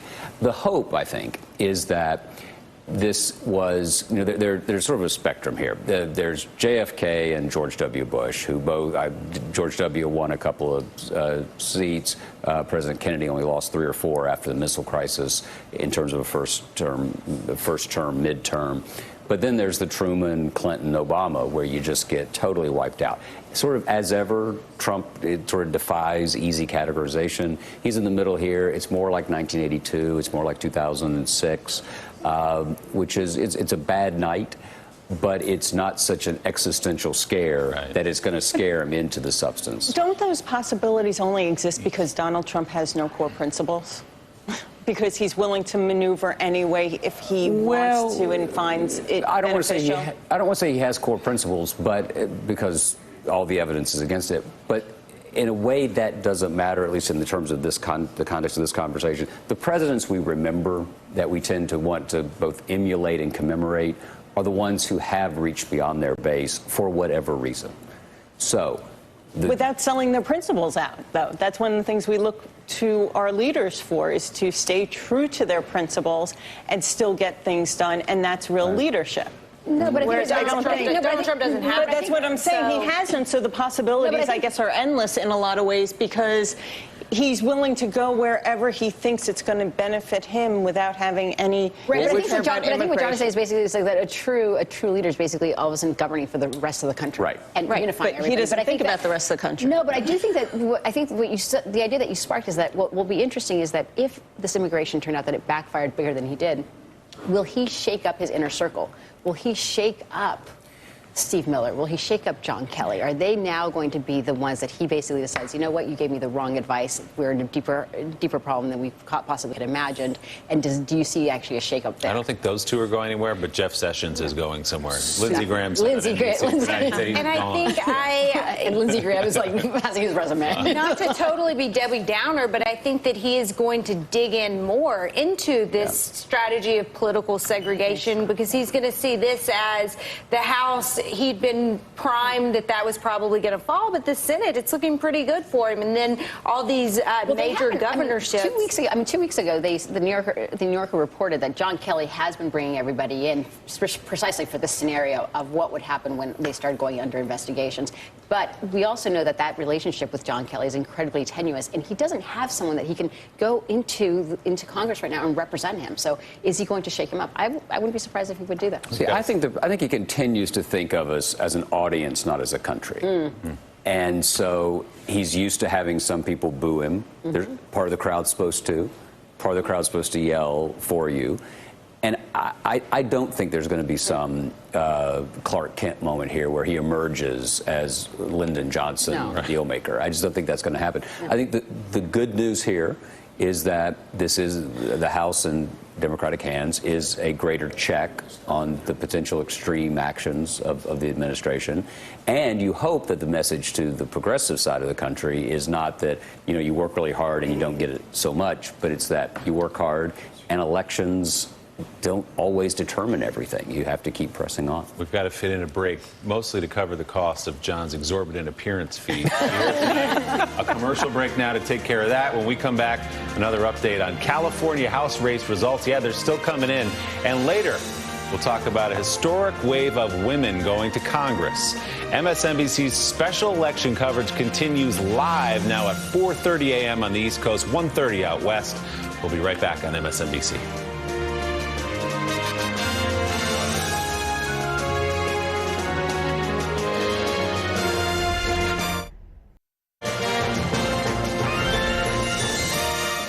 Welcome back to our live coverage. I'm sorry to bring this up, but the number on the lower left of your screen, countdown to the 2020 election. It's but 727 days away. Welcome back to MSNBC's live coverage. Yeah, it's live at 4:33 in the morning here in New York City. It's 1:30 a.m. out west. If you're just waking up on the East Coast, I'm sorry. If you're still up on the West Coast, good for you. You're having a big night. Stay with us for a couple more hours. The great, the legend, Mike Barnicle. He was wandering down 50th Street. We waved him upstairs, and he sat down in a chair, completely uninvited. You know, wasn't it a silver alert? When you lose the elderly at Disney. Oh, what am I doing here? It's a roast. We invited you here for a roast. Mr. Barnicle is that Daffy Duck. So Mike, you've just sat down. You've been watching the results come in. I'm sure you've been up all night watching the results. Yes. Democrats win the House. Mm-hmm. Republicans pick up a couple seats in the Senate. Donald Trump's got to deal with Nancy Pelosi. He's got to deal with Adam Schiff. He's got to deal with Jerry Nadler. He's got to deal with Elijah Cummings. All the Democrats who now control those committees. What do the next 2 years look like in this country? Chaos. Chaos, because I don't think Donald Trump thinks about anything that you just mentioned. I think he thinks I had a wonderful night. Me, myself, I did it. I brought several new members of the Senate into power.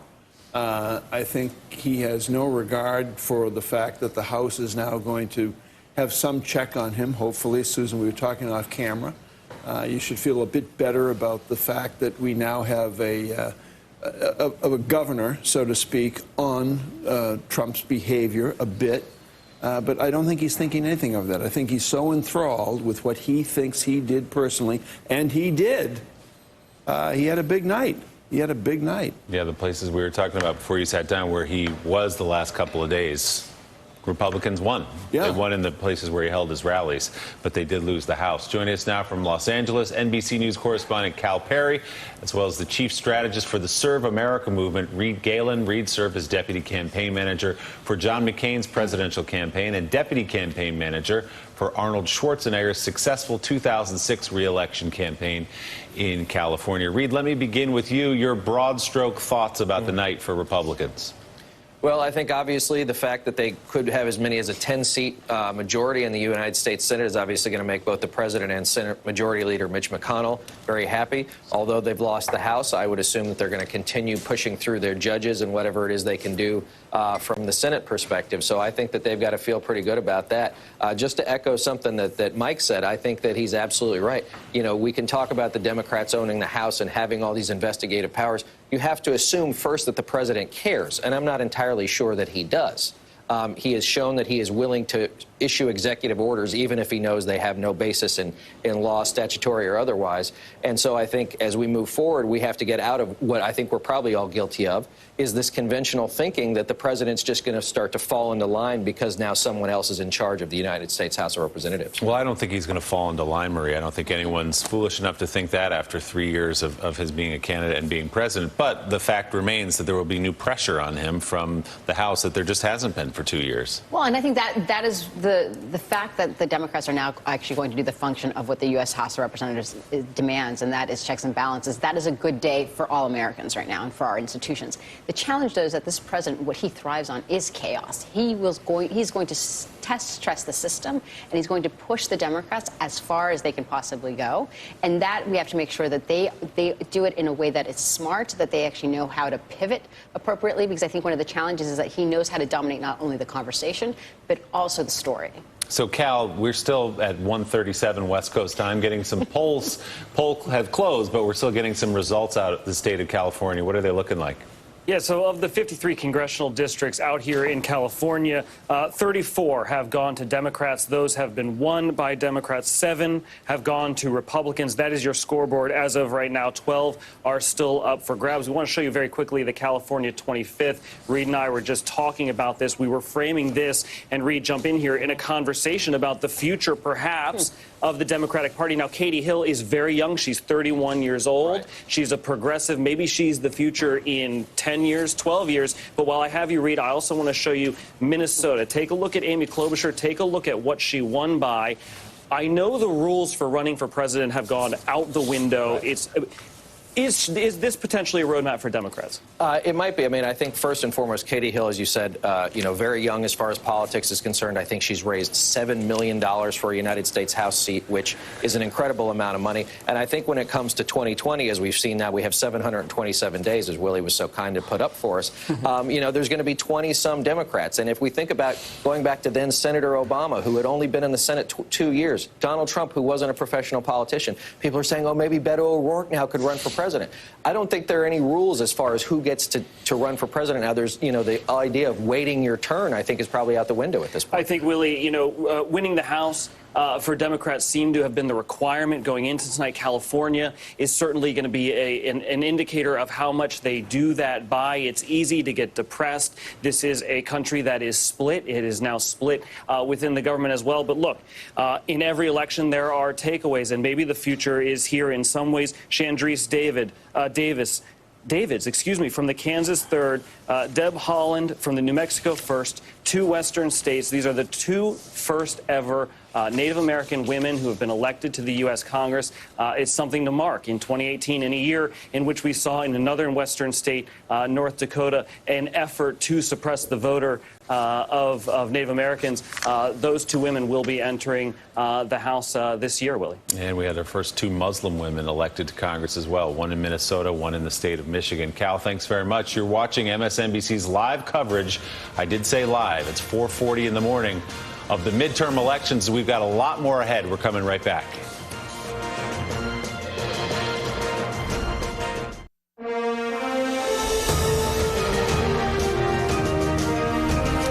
One of the accomplishments President Trump could tout on the campaign trail was Brett Kavanaugh's confirmation to the Supreme Court.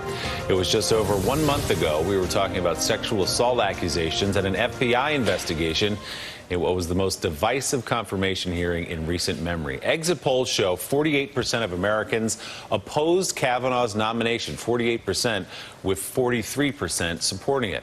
One of the other big factors this election night was independent voters. By more than a 10-point margin, voters who described themselves as independent reported casting their votes for House Democrats over Republicans. Independent voters made up 3 in 10 voters casting ballots in today's midterm elections. It's a big swing for independents who have not gone nationally for Democrats since 2008, when Barack Obama was elected president. Maria, what's the significance of that independent number there? Well, what's significant is that many of those had sat it out during the 2016 election. So 1 in 6 voters came out for the very first, who basically sat it out last time, came and represented this time. And you had one out of 10 voters that were brand new voters, basically energized. We saw in this past midterm election levels of participation that we see normally that we attribute to presidential elections. And that means that people want a different change. They want a different direction for the country. And I think this is many times it was a referendum on the president, hands down. Susan, I mentioned Brett Kavanaugh and the way voters feel about him. It did matter in some places. If you look at the vulnerable Democrats, some of them who voted against Kavanaugh, Donnelly lost, Heitkamp lost, McCaskill lost. Bill Nelson looks like is going to lose. It's not the only reason they lost. The one who voted for Kavanaugh's confirmation, Joe Manchin, won in the state of West Virginia. You think Kavanaugh played big in some of these races? I think it played big in the way Donald Trump was able to use it at his rallies. He made it play big. I think the issue was probably not foremost on people's minds until Donald Trump kind of ramped it up and reminded them, again, going into those deep red states. But what's interesting about the independent number and those independents, a lot of them may have supported Donald Trump because they were just trying something new. They said, I can't support Hillary Clinton. Let me try him. And now that they've tried him, they don't want him. And that's why I think they turned, and we'll continue to see them turn on President Trump. Jonathan Lemire, the White House reporter for the Associated Press, still with us. Jonathan, do you get the sense that Donald Trump now turns the corner toward 2020? We're talking about the issue of immigration. It's a horse he's been on since he descended the escalator and carried him into the White House. Is he thinking now about re-election? Oh, yes, that's already begun to cross his mind, according to our reporting. And immigration is going to play a big part in this. He told us in an interview we did with him a couple weeks back that he felt like this election was starting to remind him of 2016, in part because of a late focus on immigration. I don't anticipate any modulation of his tone, the sort of the dark rhetoric, the sort of the fear-mongering, if you will, from the president. Expect that to continue. He has told people around him, senior White House aides, those close to the president, that he feels like that's the key, to the success the Republicans did have today. That, yes, according to some people we've talked to, it probably hurt Republicans in keeping some moderate suburban House districts, but this played really well in those Senate red states, those Trump states, where we saw Republican senators keep power, keep their seat tonight, or win new seats. And that's the sort of rhetoric that is going to continue. And he feels like that could be something he plays going to 2020. And he's been peeking ahead a little bit, that yes, tonight was sort of a mixed bag for Republicans in the Midwest, but two states that Trump has already circled as wins for him and Republicans. Ohio, where Republican governor won, Florida, Senate and governor. And let's just say Florida and Ohio would be key to his 2020 hopes. Absolutely. He's focusing on all those things. I mean, I'll start to use the word humility and then caught myself. But is there anything he may learn or be humbled by, potentially, by what he saw tonight in terms of those suburban districts, in terms of those Midwestern states, some of them, like take Wisconsin, where Scott Walker has now lost the governor's mansion, where he would say, well, look, I won Wisconsin by 22,000 votes. I was lucky to get out of there. Those are the states, that's the coalition that took me into the White House, and maybe I'm starting to bleed some of those people who took a chance on me in 2016. No. I mean, certainly, okay. certainly nothing that he has given any sort of indication that that's the part of it. People we've talked to, I talked to senior aides late this afternoon, early this evening, as results were starting to come in. You know, much was made of a comment Trump made in an interview a few days ago where he said he might want to change his tone, but he just sort of meant in specific circumstances, according to an aide I talked to. Don't expect any sort of broad strokes, made real changes. And let's point out, hours after that interview aired, he was back to his usual self on the rally, attacking Democrats and demonizing his opponents. There's no sense that that's going to change. He feels like he is president because of the way he played to and took care of his base. He still thinks that's the key going forward. I think there will be some measured attempts at bipartisanship, whether it's opioids or criminal justice reform, but largely he's going to use the Democrats as a foil. The White House hopes to rebut these investigations. They know it's a worry. You heard Kellyanne Conway tonight. She told reporters at the White House late this evening that she feels that the Democrats who've come to power, that that's not what they should be focusing on. That's not why voters put them there. So there's certainly going to be some effort to ward that off. But the Trump also will welcome Nancy Pelosi as his new foil, the one he has sort of lacked since the 2016 campaign ended. He had Hillary Clinton. Since then, he's been casting about a little bit, settling on the media mostly as his opponent. And I think this is going to be just deeper and deeper divisions and higher partisan warfare. It's another foil for the president. If you're just waking up on the East Coast, Democrats have the House, Republicans keeping the Senate. More on what those results mean for Washington when MSNBC's live election coverage continues right after a break.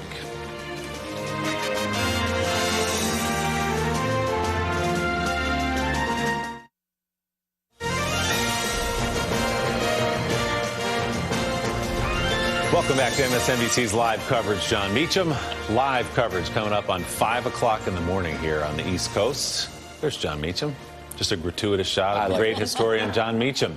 One of the emerging stories out of the midterm elections is the new group of women heading to Congress, many of whom are flipping House seats from red to blue. In Oklahoma's 5th District, Kendra Horn is projected to defeat incumbent Congressman Steve Russell, flipping a seat that's been Republican since 1975. In Pennsylvania, Chrissy Houlihan claims the state's 6th district, north and west of Philadelphia. This was an open race after Congressman Ryan Costello announced earlier this year he would not seek re-election.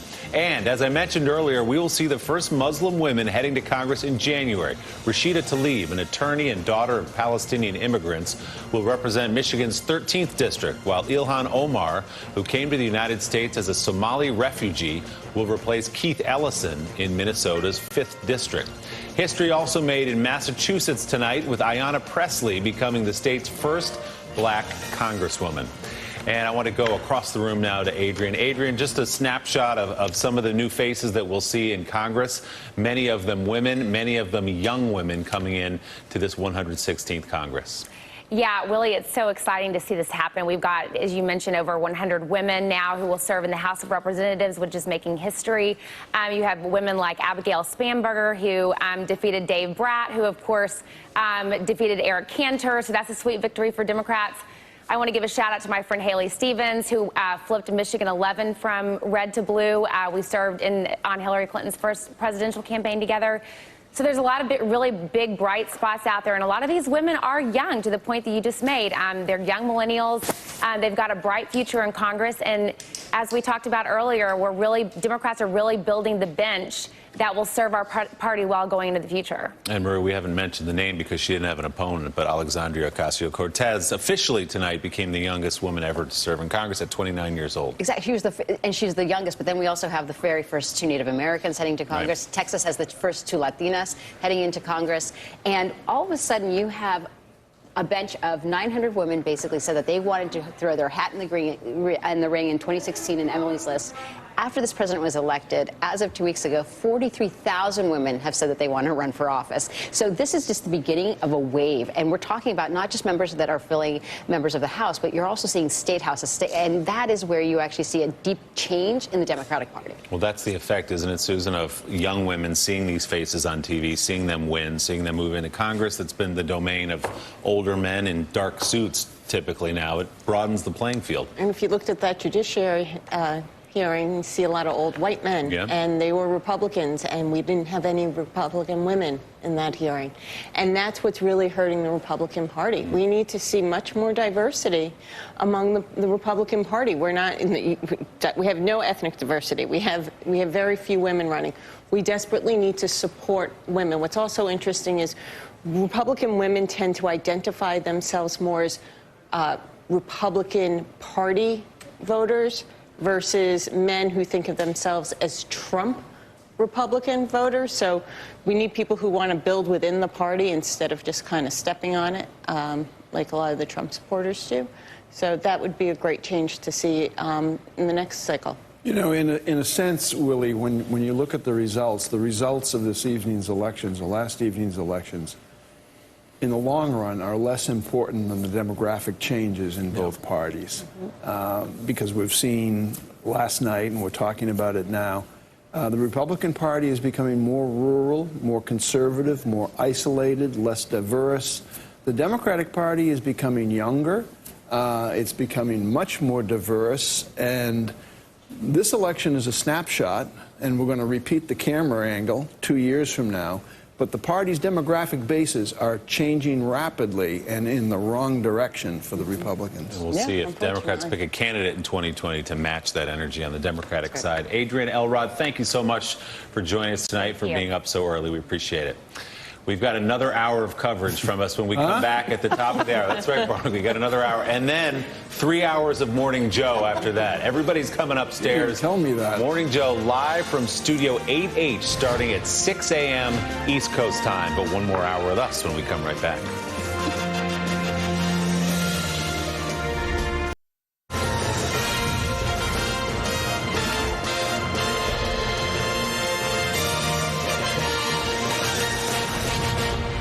Okay, I think we can officially now say good morning. We haven't had previously to know if it was night or morning or what it is. It's the morning here on the East Coast. It's 5 o'clock. Thank you for staying with MSNBC on this very early morning after the midterm election. 5 a.m. on the East Coast, 2 a.m. for our viewers out west.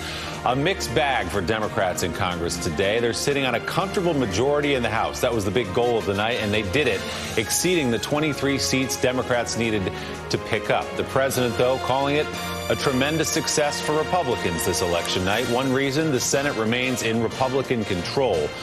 Want to get you caught up on some of last night's results as we whip through Kevin Cramer in the state of North Dakota. A Republican pickup there. Heidi Heitkamp, the Democrat, as expected, was lagging in the polls. She goes down in that state. Marsha Blackburn in Tennessee with a comfortable margin over the Democrat Phil Bredesen, the former governor of that state. Marsha Blackburn is the new senator-elect of the state of Tennessee. In Nevada, Dean Heller, the Republican, losing to the Democrat Jackie Rosen, a Democratic pickup there. In the state of Indiana, another incumbent goes down. Joe Donnelly losing to the Republican Mike Braun, new senator. A crude high-profile race of the night, defeating Beto O'Rourke. Cruz, of course, the incumbent. A lot of eyes on that race. O'Rourke coming up just short. In the state of Wisconsin, Tammy Baldwin holds on to her seat, the Democrat there, winning easily. And in New Jersey, Bob Menendez winning by a comfortable margin. In the state of New Jersey, despite some of his troubles in that state, he will be back in his seat. Now, too close to call still at this hour at 5 o'clock on the East Coast. Arizona Senate, 12,000 votes separate Martha McSally, the Republican, from Kyrsten Sinema, the Democrat. In Florida, in the Senate race there, still too close to call. Just over 38,000 votes there. Governor Rick Scott, the Republican, with a slim margin over the incumbent Democrat Bill Nelson. We've been keeping a close eye on the state of Montana, where Democrat John Tester is trying to hold on to his seat. He trails, as of right now, the Republican by about 4,000 votes. Back on the House side, a Democratic takeover wasn't completely unexpected. There were a few surprise upsets. Jennifer Wexton in Virginia's House District 10. A lot of eyes on the state of Virginia. And another one, Max Rose winning the House District 11 over in Staten Island and parts of Brooklyn. The Afghanistan veteran winning out there in an upset. In Texas, the House District 32, former NFL player Colin Aldred, the Democrat, unseating Pete Sessions, who'd been there for 11 terms, in a big upset and a changing of the guard in the state of Texas. Let's talk about it all now with Maria Teresa Kumar, president of Voto Latino and an MSNBC contributor. Also joining us now, the Reverend Al Sharpton, host of Politics Nation here on MSNBC, and Zerlina Maxwell, director of progressive programming for Sirius XM Radio and an MSNBC political analyst. John Meacham, the Pulitzer Prize-winning presidential biographer and historian, is also here, and an MSNBC contributor. Jonathan Lemire is the White House reporter for the Associated Press and an MSNBC political analyst. He is in D.C. with us. Let me start with our new arrivals. Rev, what do you make of the night? Mixed night. I think that when we look at the fact that the Democrats did take the House, it does mean that they can move forward. They have to move in a balanced way. They can't over-jump the runway where it plays into Trump playing the victim. But they must hold him accountable, and they must really show their constituents that taking the House means something. So they have to find the balance. We didn't expect they would take the Senate. Very disappointed in Florida with Gillum losing, and we don't know yet what's happening in Georgia. And, you know, quoting as a minister from the book of Meacham, you have to wonder whether race played a factor there. But I'm very happy that Amendment 4, which restores voting rights for felons, National Action Network and I were very much involved because my brother, Reverend Kenny Glasgow, got me in it. So I'm very happy that passed. That's so I think there's some 1.4 million people, by the way. That's 1.4 million that should have never been in that situation. So that's a victory. So there's good and bad tonight. I don't think we ought to embellish it, and I don't think we ought to denigrate it. We need to look at it the way it is so we can build from there. It seems, Zerlina, both sides are taking credit for a victory tonight. Yeah. Democrats saying we did what we had to do. We got the House. We can push back on the president now for the next 2 years. Republicans saying we grabbed some Senate seats. We didn't think we were going to win necessarily. We still hold the Senate. Well, one of the things I think that changed last night is who is winning these elections. It's not just, you know, the traditional model of male leadership. What we saw last night was women responding to the election of Donald Trump, responding to what we've been seeing over the course of the last year with Me Too and women coming out and standing together, telling their stories. And so last night we saw women stepping forward to run for office and standing together and winning. And I think that that's where this country is going to go. It's a new model of leadership in this country. And I think that that's a good thing. That's a sign of progress, but it's a marathon, not a sprint. So I agree with Rev. It's a mixed bag, but there's a lot of bright spots to look for in terms of where Democrats are going in the future. We were also talking, Zerlina, in our last hour. It was women, but also young women. Yes. Very young women who've stepped up now and becoming a part of the process. Nobody is going to wait around for permission to run for office anymore. Donald Trump won the presidency, and women everywhere said, oh, I can do that. If he can be president without any qualifications, then I certainly can run for Congress. I can run for the State House. I can run for my local government and then move up the ladder. I think that the pathway to leadership in the Democratic Party is looking very bright because you have a lot of names that we didn't even know a few weeks ago who are now going to enter into our Congress, like Ayanna Pressley and Alexandria Ocasio-Cortez. That's going to change the way the Democratic caucus operates. You have unapologetic progressive leaders now as a part of the Democratic coalition. But you also have Republican women stepping up. I think what was very interesting is women on both sides of the political spectrum have become empowered and want to step in. And I think that when we talk about the year of the woman, I think it is real, but I think it is not just progressives, because a lot of moderate and a lot of conservative women also said, wait a minute, we have to have a standard here, and entered into the political arena and won. And what a great example, Maria, for young women thinking about running for office, to turn on the television tonight and to see all these faces winning. Well, and in the era of Me Too, where so many women have had to expose and share their stories, there is the silver lining is that there's also this idea of strength and being able to fight back to the patriarchy, and that there's actually people listening and voters listening saying, we want to change this agenda, we want to change the policies. That's power. John, let's go big picture from our historian at the end of the table. We know it's been said ad nauseum that the incumbent president obviously struggles in midterm elections. We know that, particularly the first time around. How does this stack up against some of the others we've seen? As ever with Trump, he defies easy categorization.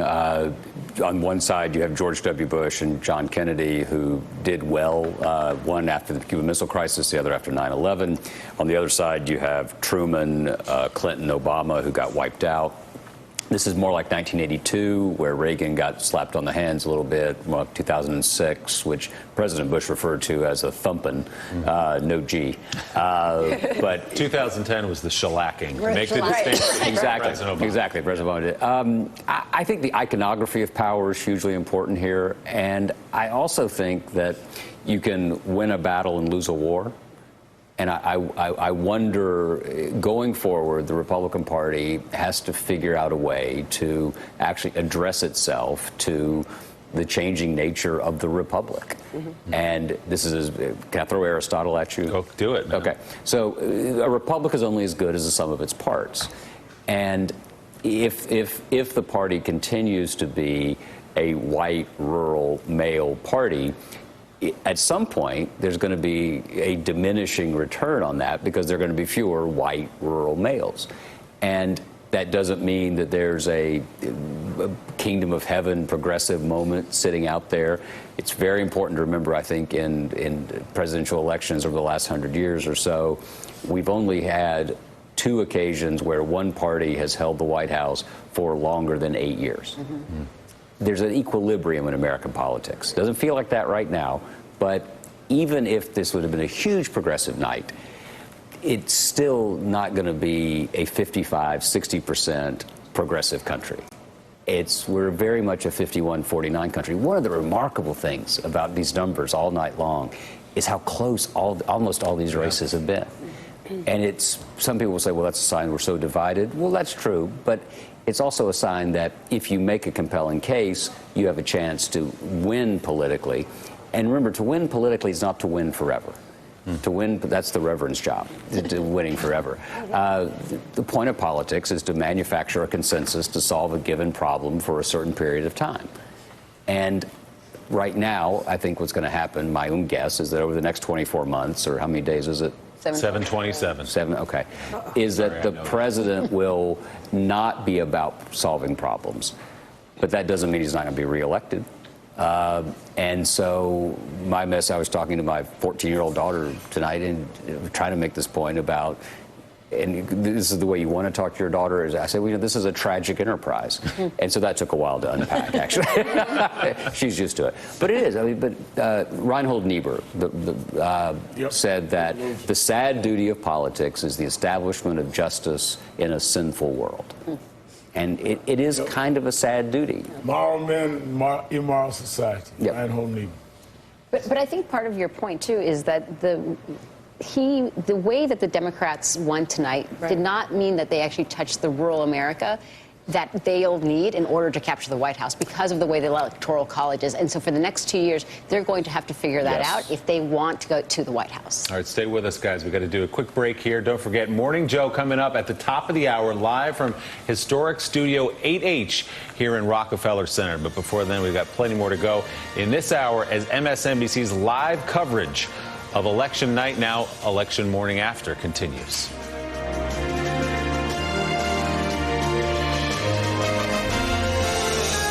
with all the top.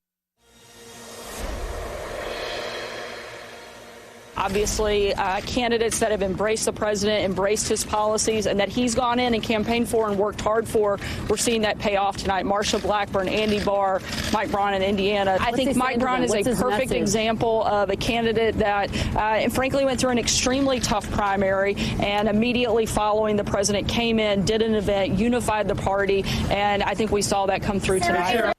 White House Press Secretary Sarah Huckabee Sanders speaking this evening outside the White House. When the 116th Congress heads to Washington, the Never Trump wing of the Republican Party will look much different than it does now. Senator Bob Corker of Tennessee is retiring, as you know. The outgoing chairman of the Foreign Relations Committee rarely shied away from speaking out against President Trump. There's also Senator Jeff Flake, who repeatedly has railed against the president's temperament and rhetoric. He's retiring as well. But one new potential source of pushback could be Mitt Romney, who the people of Utah are sending to the Senate. Here's Romney during his victory speech earlier this evening, talking about the implications of his win. Call for greater dignity and respect. I believe it's an affirmation that regardless of one's gender or ethnicity or sexual orientation or race or place of birth, that we are all equal, not only in the eyes of God, but also in the respect and dignity we are due from government and from our fellow Americans. Now, I will be only one of 100 United States senators, but I believe that one person doing the right thing at the right time can have a lasting impact. That's Mitt Romney earlier this evening. Elise Jordan's back with us. She's an MSNBC political analyst, the co-host of the Words Matter podcast. The rest of the panel still with me as well. So, Elise, are you buying Mitt Romney as the new civility guy in the Senate? I think Mitt Romney has always been a civility guy, and he doesn't come into this role owing anyone anything. He has already made pretty clear in the past his views on Trump. He flirted around with the Secretary of State position for a bit at the beginning of the administration and got spurned by Donald Trump. It was kind of a cat and mouse and disgusting on Donald Trump's part to toy with him, in my opinion, that way. And we'll see how he's going to respond, if he's going to see this as a political moment when he could step up and lead, or if he's just going to behave like the rest of a lot of spineless Republicans on Capitol Hill. So, Rev, Mitt Romney, the Senate-elect in Utah, won by 30 points. A lot of the people I mentioned there, Bob Corker, Jeff Flake, and others, they would come out and make speeches, and they would speak out at certain moments in time, but they would vote with Donald Trump and, by and large, went along with his policies. That's the fear that we come out of tonight. And that is that some of those that were the most pro-Trump, that no matter what he did, defended him, some of them won tonight. So does that mean that you're going to have less people like Flake around that will challenge him? Because by the time he finishes spinning this morning, a lot of them are going to be whipped into line, which is going to make the country even more divided. With the House now with the Democrats, are we into an eternal battle back and forward and not getting anything done like infrastructure and other things? And then when you see the climate of it, I mean, let's not rush past the fact that the Secretary of State of Georgia all of a sudden was the candidate for governor, and he was the referee deciding the match, and he's barely ahead. I mean, if I was advising Stacey Abrams, and I'm not, I'd tell her to be in court 9 o'clock this morning and stop everything, because not only do I think race was involved, I think that we were looking at robbery in clear view in terms of how you manipulate a race this close. And the Secretary of State is the one that's going to have something to do with how we count this. I mean, this is 2018, even in Georgia. Well, Zerlina, if you listen to Stacey Abrams' speech tonight, she did not have the feel of a person who was going to walk away from this lightly. She's in for the fight, it looks like. Yes, because she knows the history of Georgia and voter suppression in the South. And I think you cannot look at the results in Georgia. You can't even look at the results in Florida even and not think about the history of this country and the history of race in this country, because that is something that we really weren't talking about last night because we were focused on the numbers and, you know, what seats are flipping from red to blue. But I want us all to reflect back on what happened immediately preceding voting yesterday, and that was white nationalist terrorism in 3 different forms that happened right before this election. That is still very much a factor as we head into this new Congress. What are the people in Congress going to do when the president continues his rhetoric that he will likely take out of last night the lesson that it worked? Because in a lot of these red states, it did work, and they reelected Republicans. And a lot of the candidates that matched Donald Trump's rhetoric won last night. And so he's going to take the message that that was working. And so in a country where we've just had these tragedies, is that where we're headed? Are we just headed in the direction of more divisive rhetoric? Because Donald Trump is definitely not going to pivot and try to be more moderate on those issues. Well, if the last 2 years are any guide, Republicans aren't going to do anything. They're not going to say anything. They're going to let him carry on the way he's been doing it. I'm interested in both of your takes. We'll see what happens with the Stacey Abrams race. Andrew Gillum coming up just short. Beto O'Rourke coming up just short. The 3 sort of rising stars, I think it's fair to say, of the Democratic Party. People had pinned a lot of hopes on all 3 of them. Are you discouraged by their losses or encouraged by how close those 3 races were? I'm very encouraged by how close they were. I mean, when I look at the fact that, I was in Miami on Sunday marching around Amendment 4 and going to the churches, and Gillum went to a couple of rallies. When I think about 18 years ago, I was marching about hanging chads in Florida. We would not have dreamed someone would have come this close to be governor who was progressive, who was with us on against Stand Your Ground and all. To think that a black woman in Georgia, where Martin Luther King Jr. is buried, where people were beaten for even voting, is, in my opinion, a hair away from proving that she can win this governorship, shows the progress. But almost winning is not enough. If it's within your grasp, grab it. But always remember that it was not even within your reach, less known your grasp, not that long ago. So I have a lot of hope, but hope is not enough. Hope should drive you to victory. You encouraged We need the Voting Rights Act. We need a lot more than hope, Brett. That's we need right, a restoration of the Voting Rights Act. And I think that the Shelby County decision absolutely played out, and we are watching the results of not having those protections in these states that have historically marginalized black voters. We saw that again last night. We'll see if Stacey Abrams makes her case tomorrow. These midterm races often characterized as a referendum on the president. The president himself said that. He pushed that idea on the campaign trail. And NBC News exit polling confirms nearly 2/3 of voters say President Trump was a factor in their vote on the House. To break that down, 26% say their vote was to express support for the president. 38% say their vote was a show of opposition against him. And 33% say the president was not a factor at all in their vote. Our exit polling shows a 44% job approval rating for President Trump, with more than half at 54% disapproving. And 47% of those polled say they strongly disapprove of the job President Trump is doing. Jonathan Lemire, that 44% number, a little higher than what we've seen in some other public polling, but about where the president's been, somewhere between 38, 39 in the mid-40s.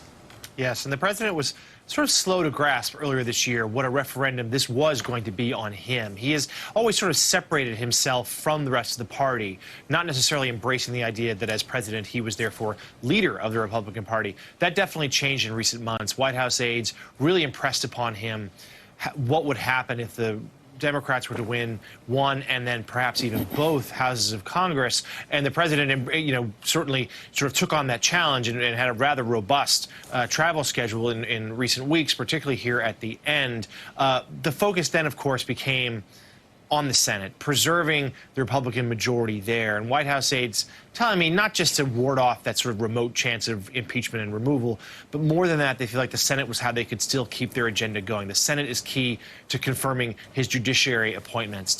We're expecting quite a bit of change in the White House staff and his cabinet in the coming days and weeks. And of course, the Senate will be key to confirming their replacements. The Senate also more instrumental in his trade deals going forward. So that became his focus, less on the House. What you're also going to see here is, and it's starting to begin tonight even in these early hours or this morning, a little bit of finger pointing between the White House and Capitol Hill in particular.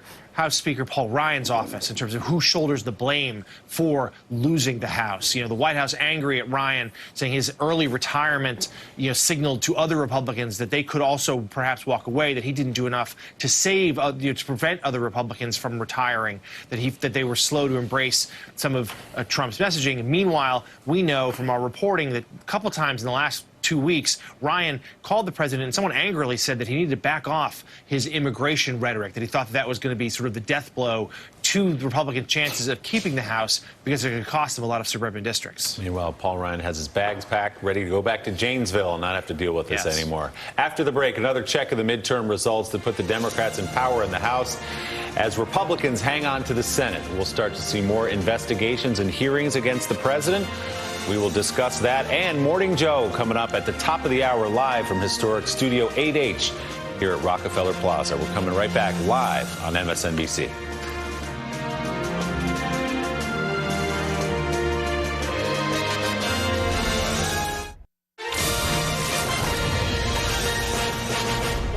Welcome back to MSNBC's live coverage. It is now 5:30 a.m.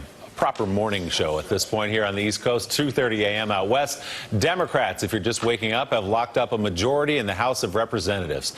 And with that victory comes another major prize, control of the House committees. That means they'll have subpoena power to investigate the President of the United States. Most importantly, a Democrat will head the Intelligence Committee. You'll remember under the Republican Party, that committee closed its investigation into the President and his involvement with Russia. Democrats called it premature, and reopening that likely will be high on their list when they officially take control.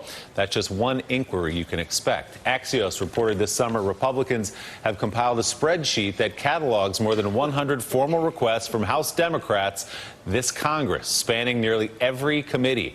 Topics said to be included on that list are former FBI Director James Comey's firing, President Trump's tax returns, and a hush money payment to porn star Stormy Daniels. John Hellman has joined our conversation, just sat down with us at the end of the table. Good morning, John. Thanks for stopping by. Hi, stopping by. Hey, this is like the old days. I know. This is like the way too early days. It is. And we're in the way too early We're hour. in the window. Yeah. We're in the window. This feels, I feel like there's a wave of nostalgia coming over me. It is. It's a throwback morning here. Or it could be the crystal meth kicking in. I don't know. All right, John. Good morning, everybody. Thanks for joining us. John's been up all night, if you can't tell. So, John, you've just sat down. Yeah. What's your big picture analysis of what happened last night? Well, I mean, you know, the conventional wisdom was we were going to get a split decision, and unlike 2016, the conventional wisdom actually was affirmed.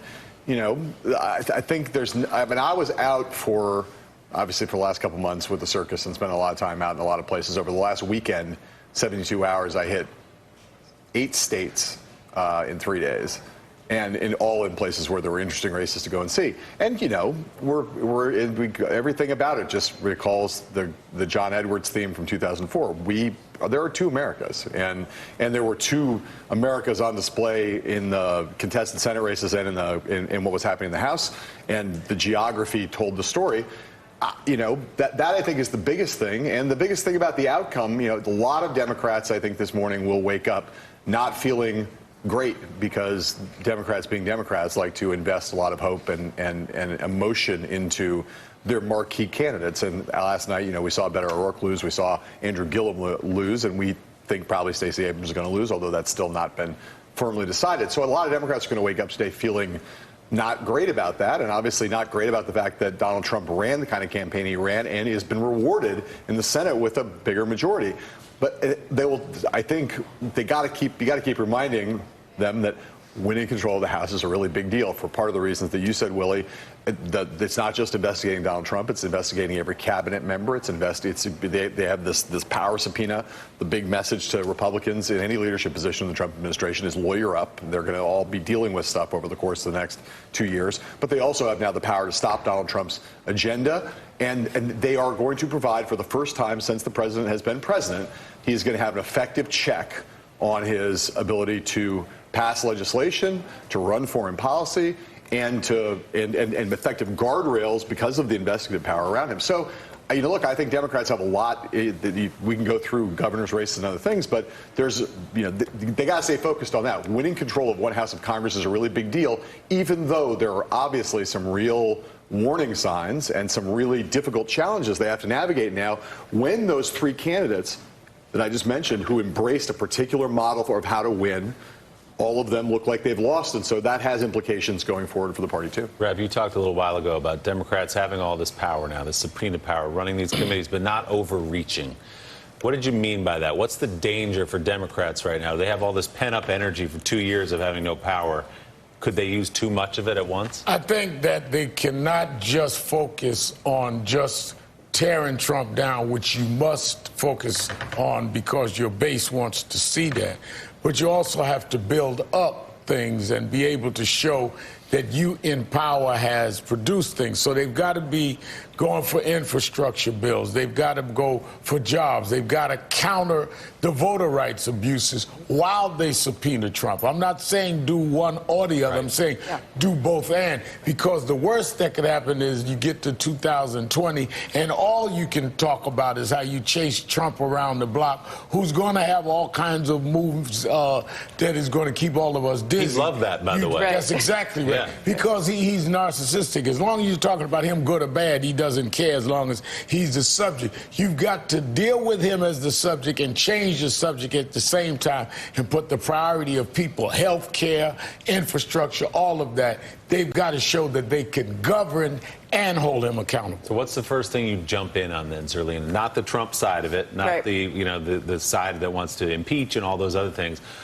As a constructive move, what would you do as Democrats first? I would pass something that protects people with pre-existing conditions. I would do that today. I would announce that we are going to do that right away. I would also say that House Democrats have an opportunity to do something to protect the Mueller investigation, because that's where this is all going to go next. Now that we're past the midterm elections, Bob Mueller has a lot to tell us. The National Security Advisor, the campaign manager, deputy campaign manager, personal attorney, still waiting to be sentenced. So that has not gone away just because America went to vote yesterday. And so I think that the House Democrats can do a lot to protect that investigation and its integrity, to ensure that we find out exactly what happened, because the integrity of our elections, as we're seeing with these close races, is at the heart of our democracy. If we can't trust the results at the end of the night, then, what are we doing here? And so I think today the bottom line is that Donald Trump woke up this morning for the first time in his entire life where there was somebody powerful enough to hold him accountable for his behavior. And that is a big deal. I agree with John. Democrats are going to wake up feeling emotionally let down because, really exciting new candidates like Beto O'Rourke and Andrew Gillum lost last night.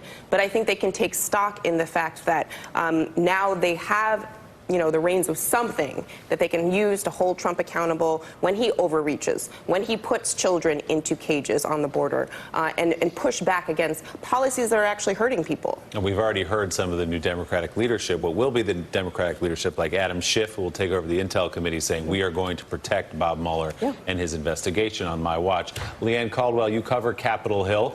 What's the most likely course of action now for a new Democratic House of Representatives? Not just, as I said, with the Trump side of it, but with the constructive legislative side of it. What do they want to do? Sure. So Democrats have two tracks, Willie. Of course, there's the investigation side and there's the legislative side as well. They say they're going to work with President Trump on issues like infrastructure.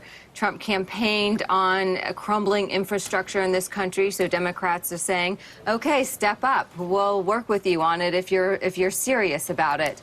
Other things that, as far as the investigations are concerned, those are going to happen simultaneously. So if the president can work with Democrats at the same time while they are investigating him, it's going to be really interesting, because a lot of these investigations as well, they're going to really gum up the White House. It's going to take a lot of time and a lot of resources for the White House to respond to the subpoenas that were expected. Democrats have a preliminary list of 64 subpoenas that they want. If the president responds or if they abide by them, we'll have to wait to see. Then it would go into the courts, which takes additional resources as well. And one thing I want to say, Willie, is the lame duck. We're talking about a new Congress here, but we still have the next 2 months of a lame duck, where we're expecting a big fight over the border wall. House Republicans are saying that they want all $25 billion for Trump's border wall, and it could cause a government shutdown. So even before we get to this new Congress, we have big fights ahead, Willie. Which raises the question why they didn't get the border wall in the 2 years they've had together with full control of the House, the Senate, and the White House. As we go to break, by the way, a couple of other House races of interest. Congressman Chris Collins from Western New York is charged with insider trading, and he's been reelected. And California Congressman Duncan Hunter, indicted this summer for fraud and campaign finance violations. He was reelected as well. Our special election coverage continues right after a break here on MSNBC, and Morning Joe coming up at the top of the hour in just 20 minutes. We'll be right back.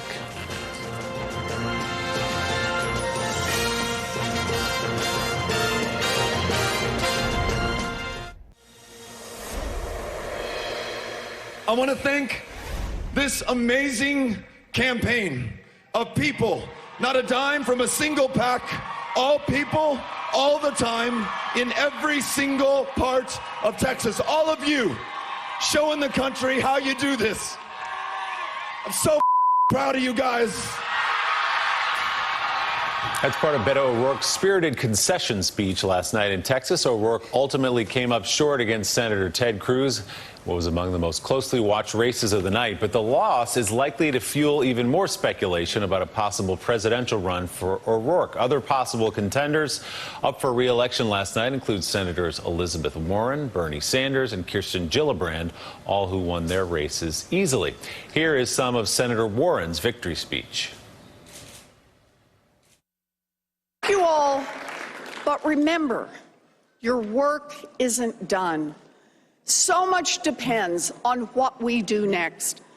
Donald Trump and his corrupt friends have spent the last 2 years building walls of anger and division and resentment. Tonight, as the first cracks begin to appear in that wall, let us declare that our fight is not over until we have transformed our government into one that works not just for the rich and the powerful, but works for everyone. So we've been sitting here since 2 o'clock this morning, 3 hours and 45 minutes. I think we've earned the right to turn the corner, at least, and talk about 2020. We're going to do the thing you're not supposed to do. But we saw, even in the losses that we were talking about, people like Beto O'Rourke and Andrew Gillum is another one. We saw, I think, what a lot of Democrats feel like the future of what their party could be and somebody who could take on Donald Trump. Well, I'm not buying Beto? I'm a little divided on that, just based on, kind of my road tripping over the last couple of weeks across America. I think that there's a real hunger for another alternative. And Democrats are not necessarily sure what they want right now. They're leaning more progressive left. But I do think there's more of an opportunity in the middle. And the most interesting thing that I learned over the past couple of weeks was just how open-minded Trump supporters and Republicans are about a primary challenge to Donald Trump. And at first I thought, we're hearing this because we're in New Hampshire and they can flirt around with options in their professional focus groupers. But no, it continued. New Jersey, Iowa, Minnesota, we heard it everywhere we went, how Republican primary voters were open to something better than Donald Trump, even though they kind of like him, but they thought we still could do better. John, there are going to be about 150 Democrats running for president in 2020. That's on the low end. That's on the low end of the range. Low end, yeah. Who are you looking at as you look ahead a couple of years from now? Well, let's just start with Beto O'Rourke, who there's no doubt that there's a lot of reasons. Losing your first statewide race is not, the best calling card for anything. Winning would have been better for him, although it would have kicked him out of the 2020 race because he said he wouldn't run if he had been elected to the Senate. The reality is that Beto O'Rourke did generate an huge amount of enthusiasm, built a big national brand, and raised an ungodly amount of money. And those are all positive things for someone who might want to run for president. There will be a serious conversation in the O'Rourke household over the coming weeks about whether to do this or not, and there will be a market for him in the Democratic dominating electorate. I'm not saying he would see the front runner or that he would necessarily win, but there's an opening for him to go and run if he wants to do that. There's also what we think of as what has been thought of as the top tier, the five that everyone have kind of placed above the others. You mentioned a couple of them before: Bernie Sanders, Elizabeth Warren, Joe Biden, Kamala Harris and Cory Booker. Those are the ones who've done the most travel, who've done the most in the invisible primary stages of building infrastructure, raising money for other candidates, being out on the road. I don't know that all 5 of those are in fact going to run. I have some significant doubts about both Vice President Biden and about Bernie Sanders. I think the other 3 are running and openly running and are going to be out there. It's not too early to talk about it. And I'll remind anybody who thinks it's too early to talk about it that back in 2006, the day after the midterms was the day that Barack Obama walked into David Axelrod's office in Chicago and sat down in a formal way with his team and said, we got to decide right now. I've been out doing all this stuff. We've been working on this to kind of feeling it out for the last year. We got to get going. And he was in the race by January of 2007. By January of 2019, we're going to see a dozen people will be in the race by January, and certainly by the end of when you turn the corner at the beginning of the Q2, some people will wait and not want to get into the first quarter next year because of the fundraising questions. So you'll see people that will get in January, and then you're going to see a bunch of people get in April. And I think it's a big wide field, and in a race that could have all these people, there's a lot of different lanes to get into. The last thing I'll say is this: one thing that happened last night on the Democratic side was something that we did expect, which was a lot of women ran and won, and the power of female votes in the Democratic Party was affirmed and reinforced last night, and so. Again, not a guarantee of any kind, but if you are a powerful woman who's thinking about running for president, you look at what happened last night and say, that's a real lane to get into. So people like Elizabeth Warren, Amy Klobuchar, Kamala Harris, others are going to look up and see what they saw last night as an indication that their inclination to run has been reinforced. Of that group, Rev and Zerlina, anyone excite you more than others? Well, I think that clearly Kamala Harris is exciting. I think Elizabeth Warren is exciting. But I think that John is right. When I ran in 2004, by now, you know if you're running. I mean, you could play all you want. Because by January, everybody's going to be out there or you're out of it. Every April, we have National Action Network's convention. April of 2007, we had 7 to 8 of them there that was running next year. So this is no time to play coy. To play coy and hard to get. And I think that that's key. But I think the voters are going to want, after 2 more years of what we're going to see in terms of the divisiveness and the sheer bringing down the brand of the presidency, they're going to want to see an adult, somebody that knows how to run government. So you've got to have the passion and show that you're mature and can be grown up at the same time. Zerlina, hold that thought. How's this for a tease? Zerlina is going to give us her pick when we come back on the other side of a break. We'll be right back. Our special election coverage continues. And coming up next at the top of the hour, Morning Joe, just 9 minutes away. We'll be right back.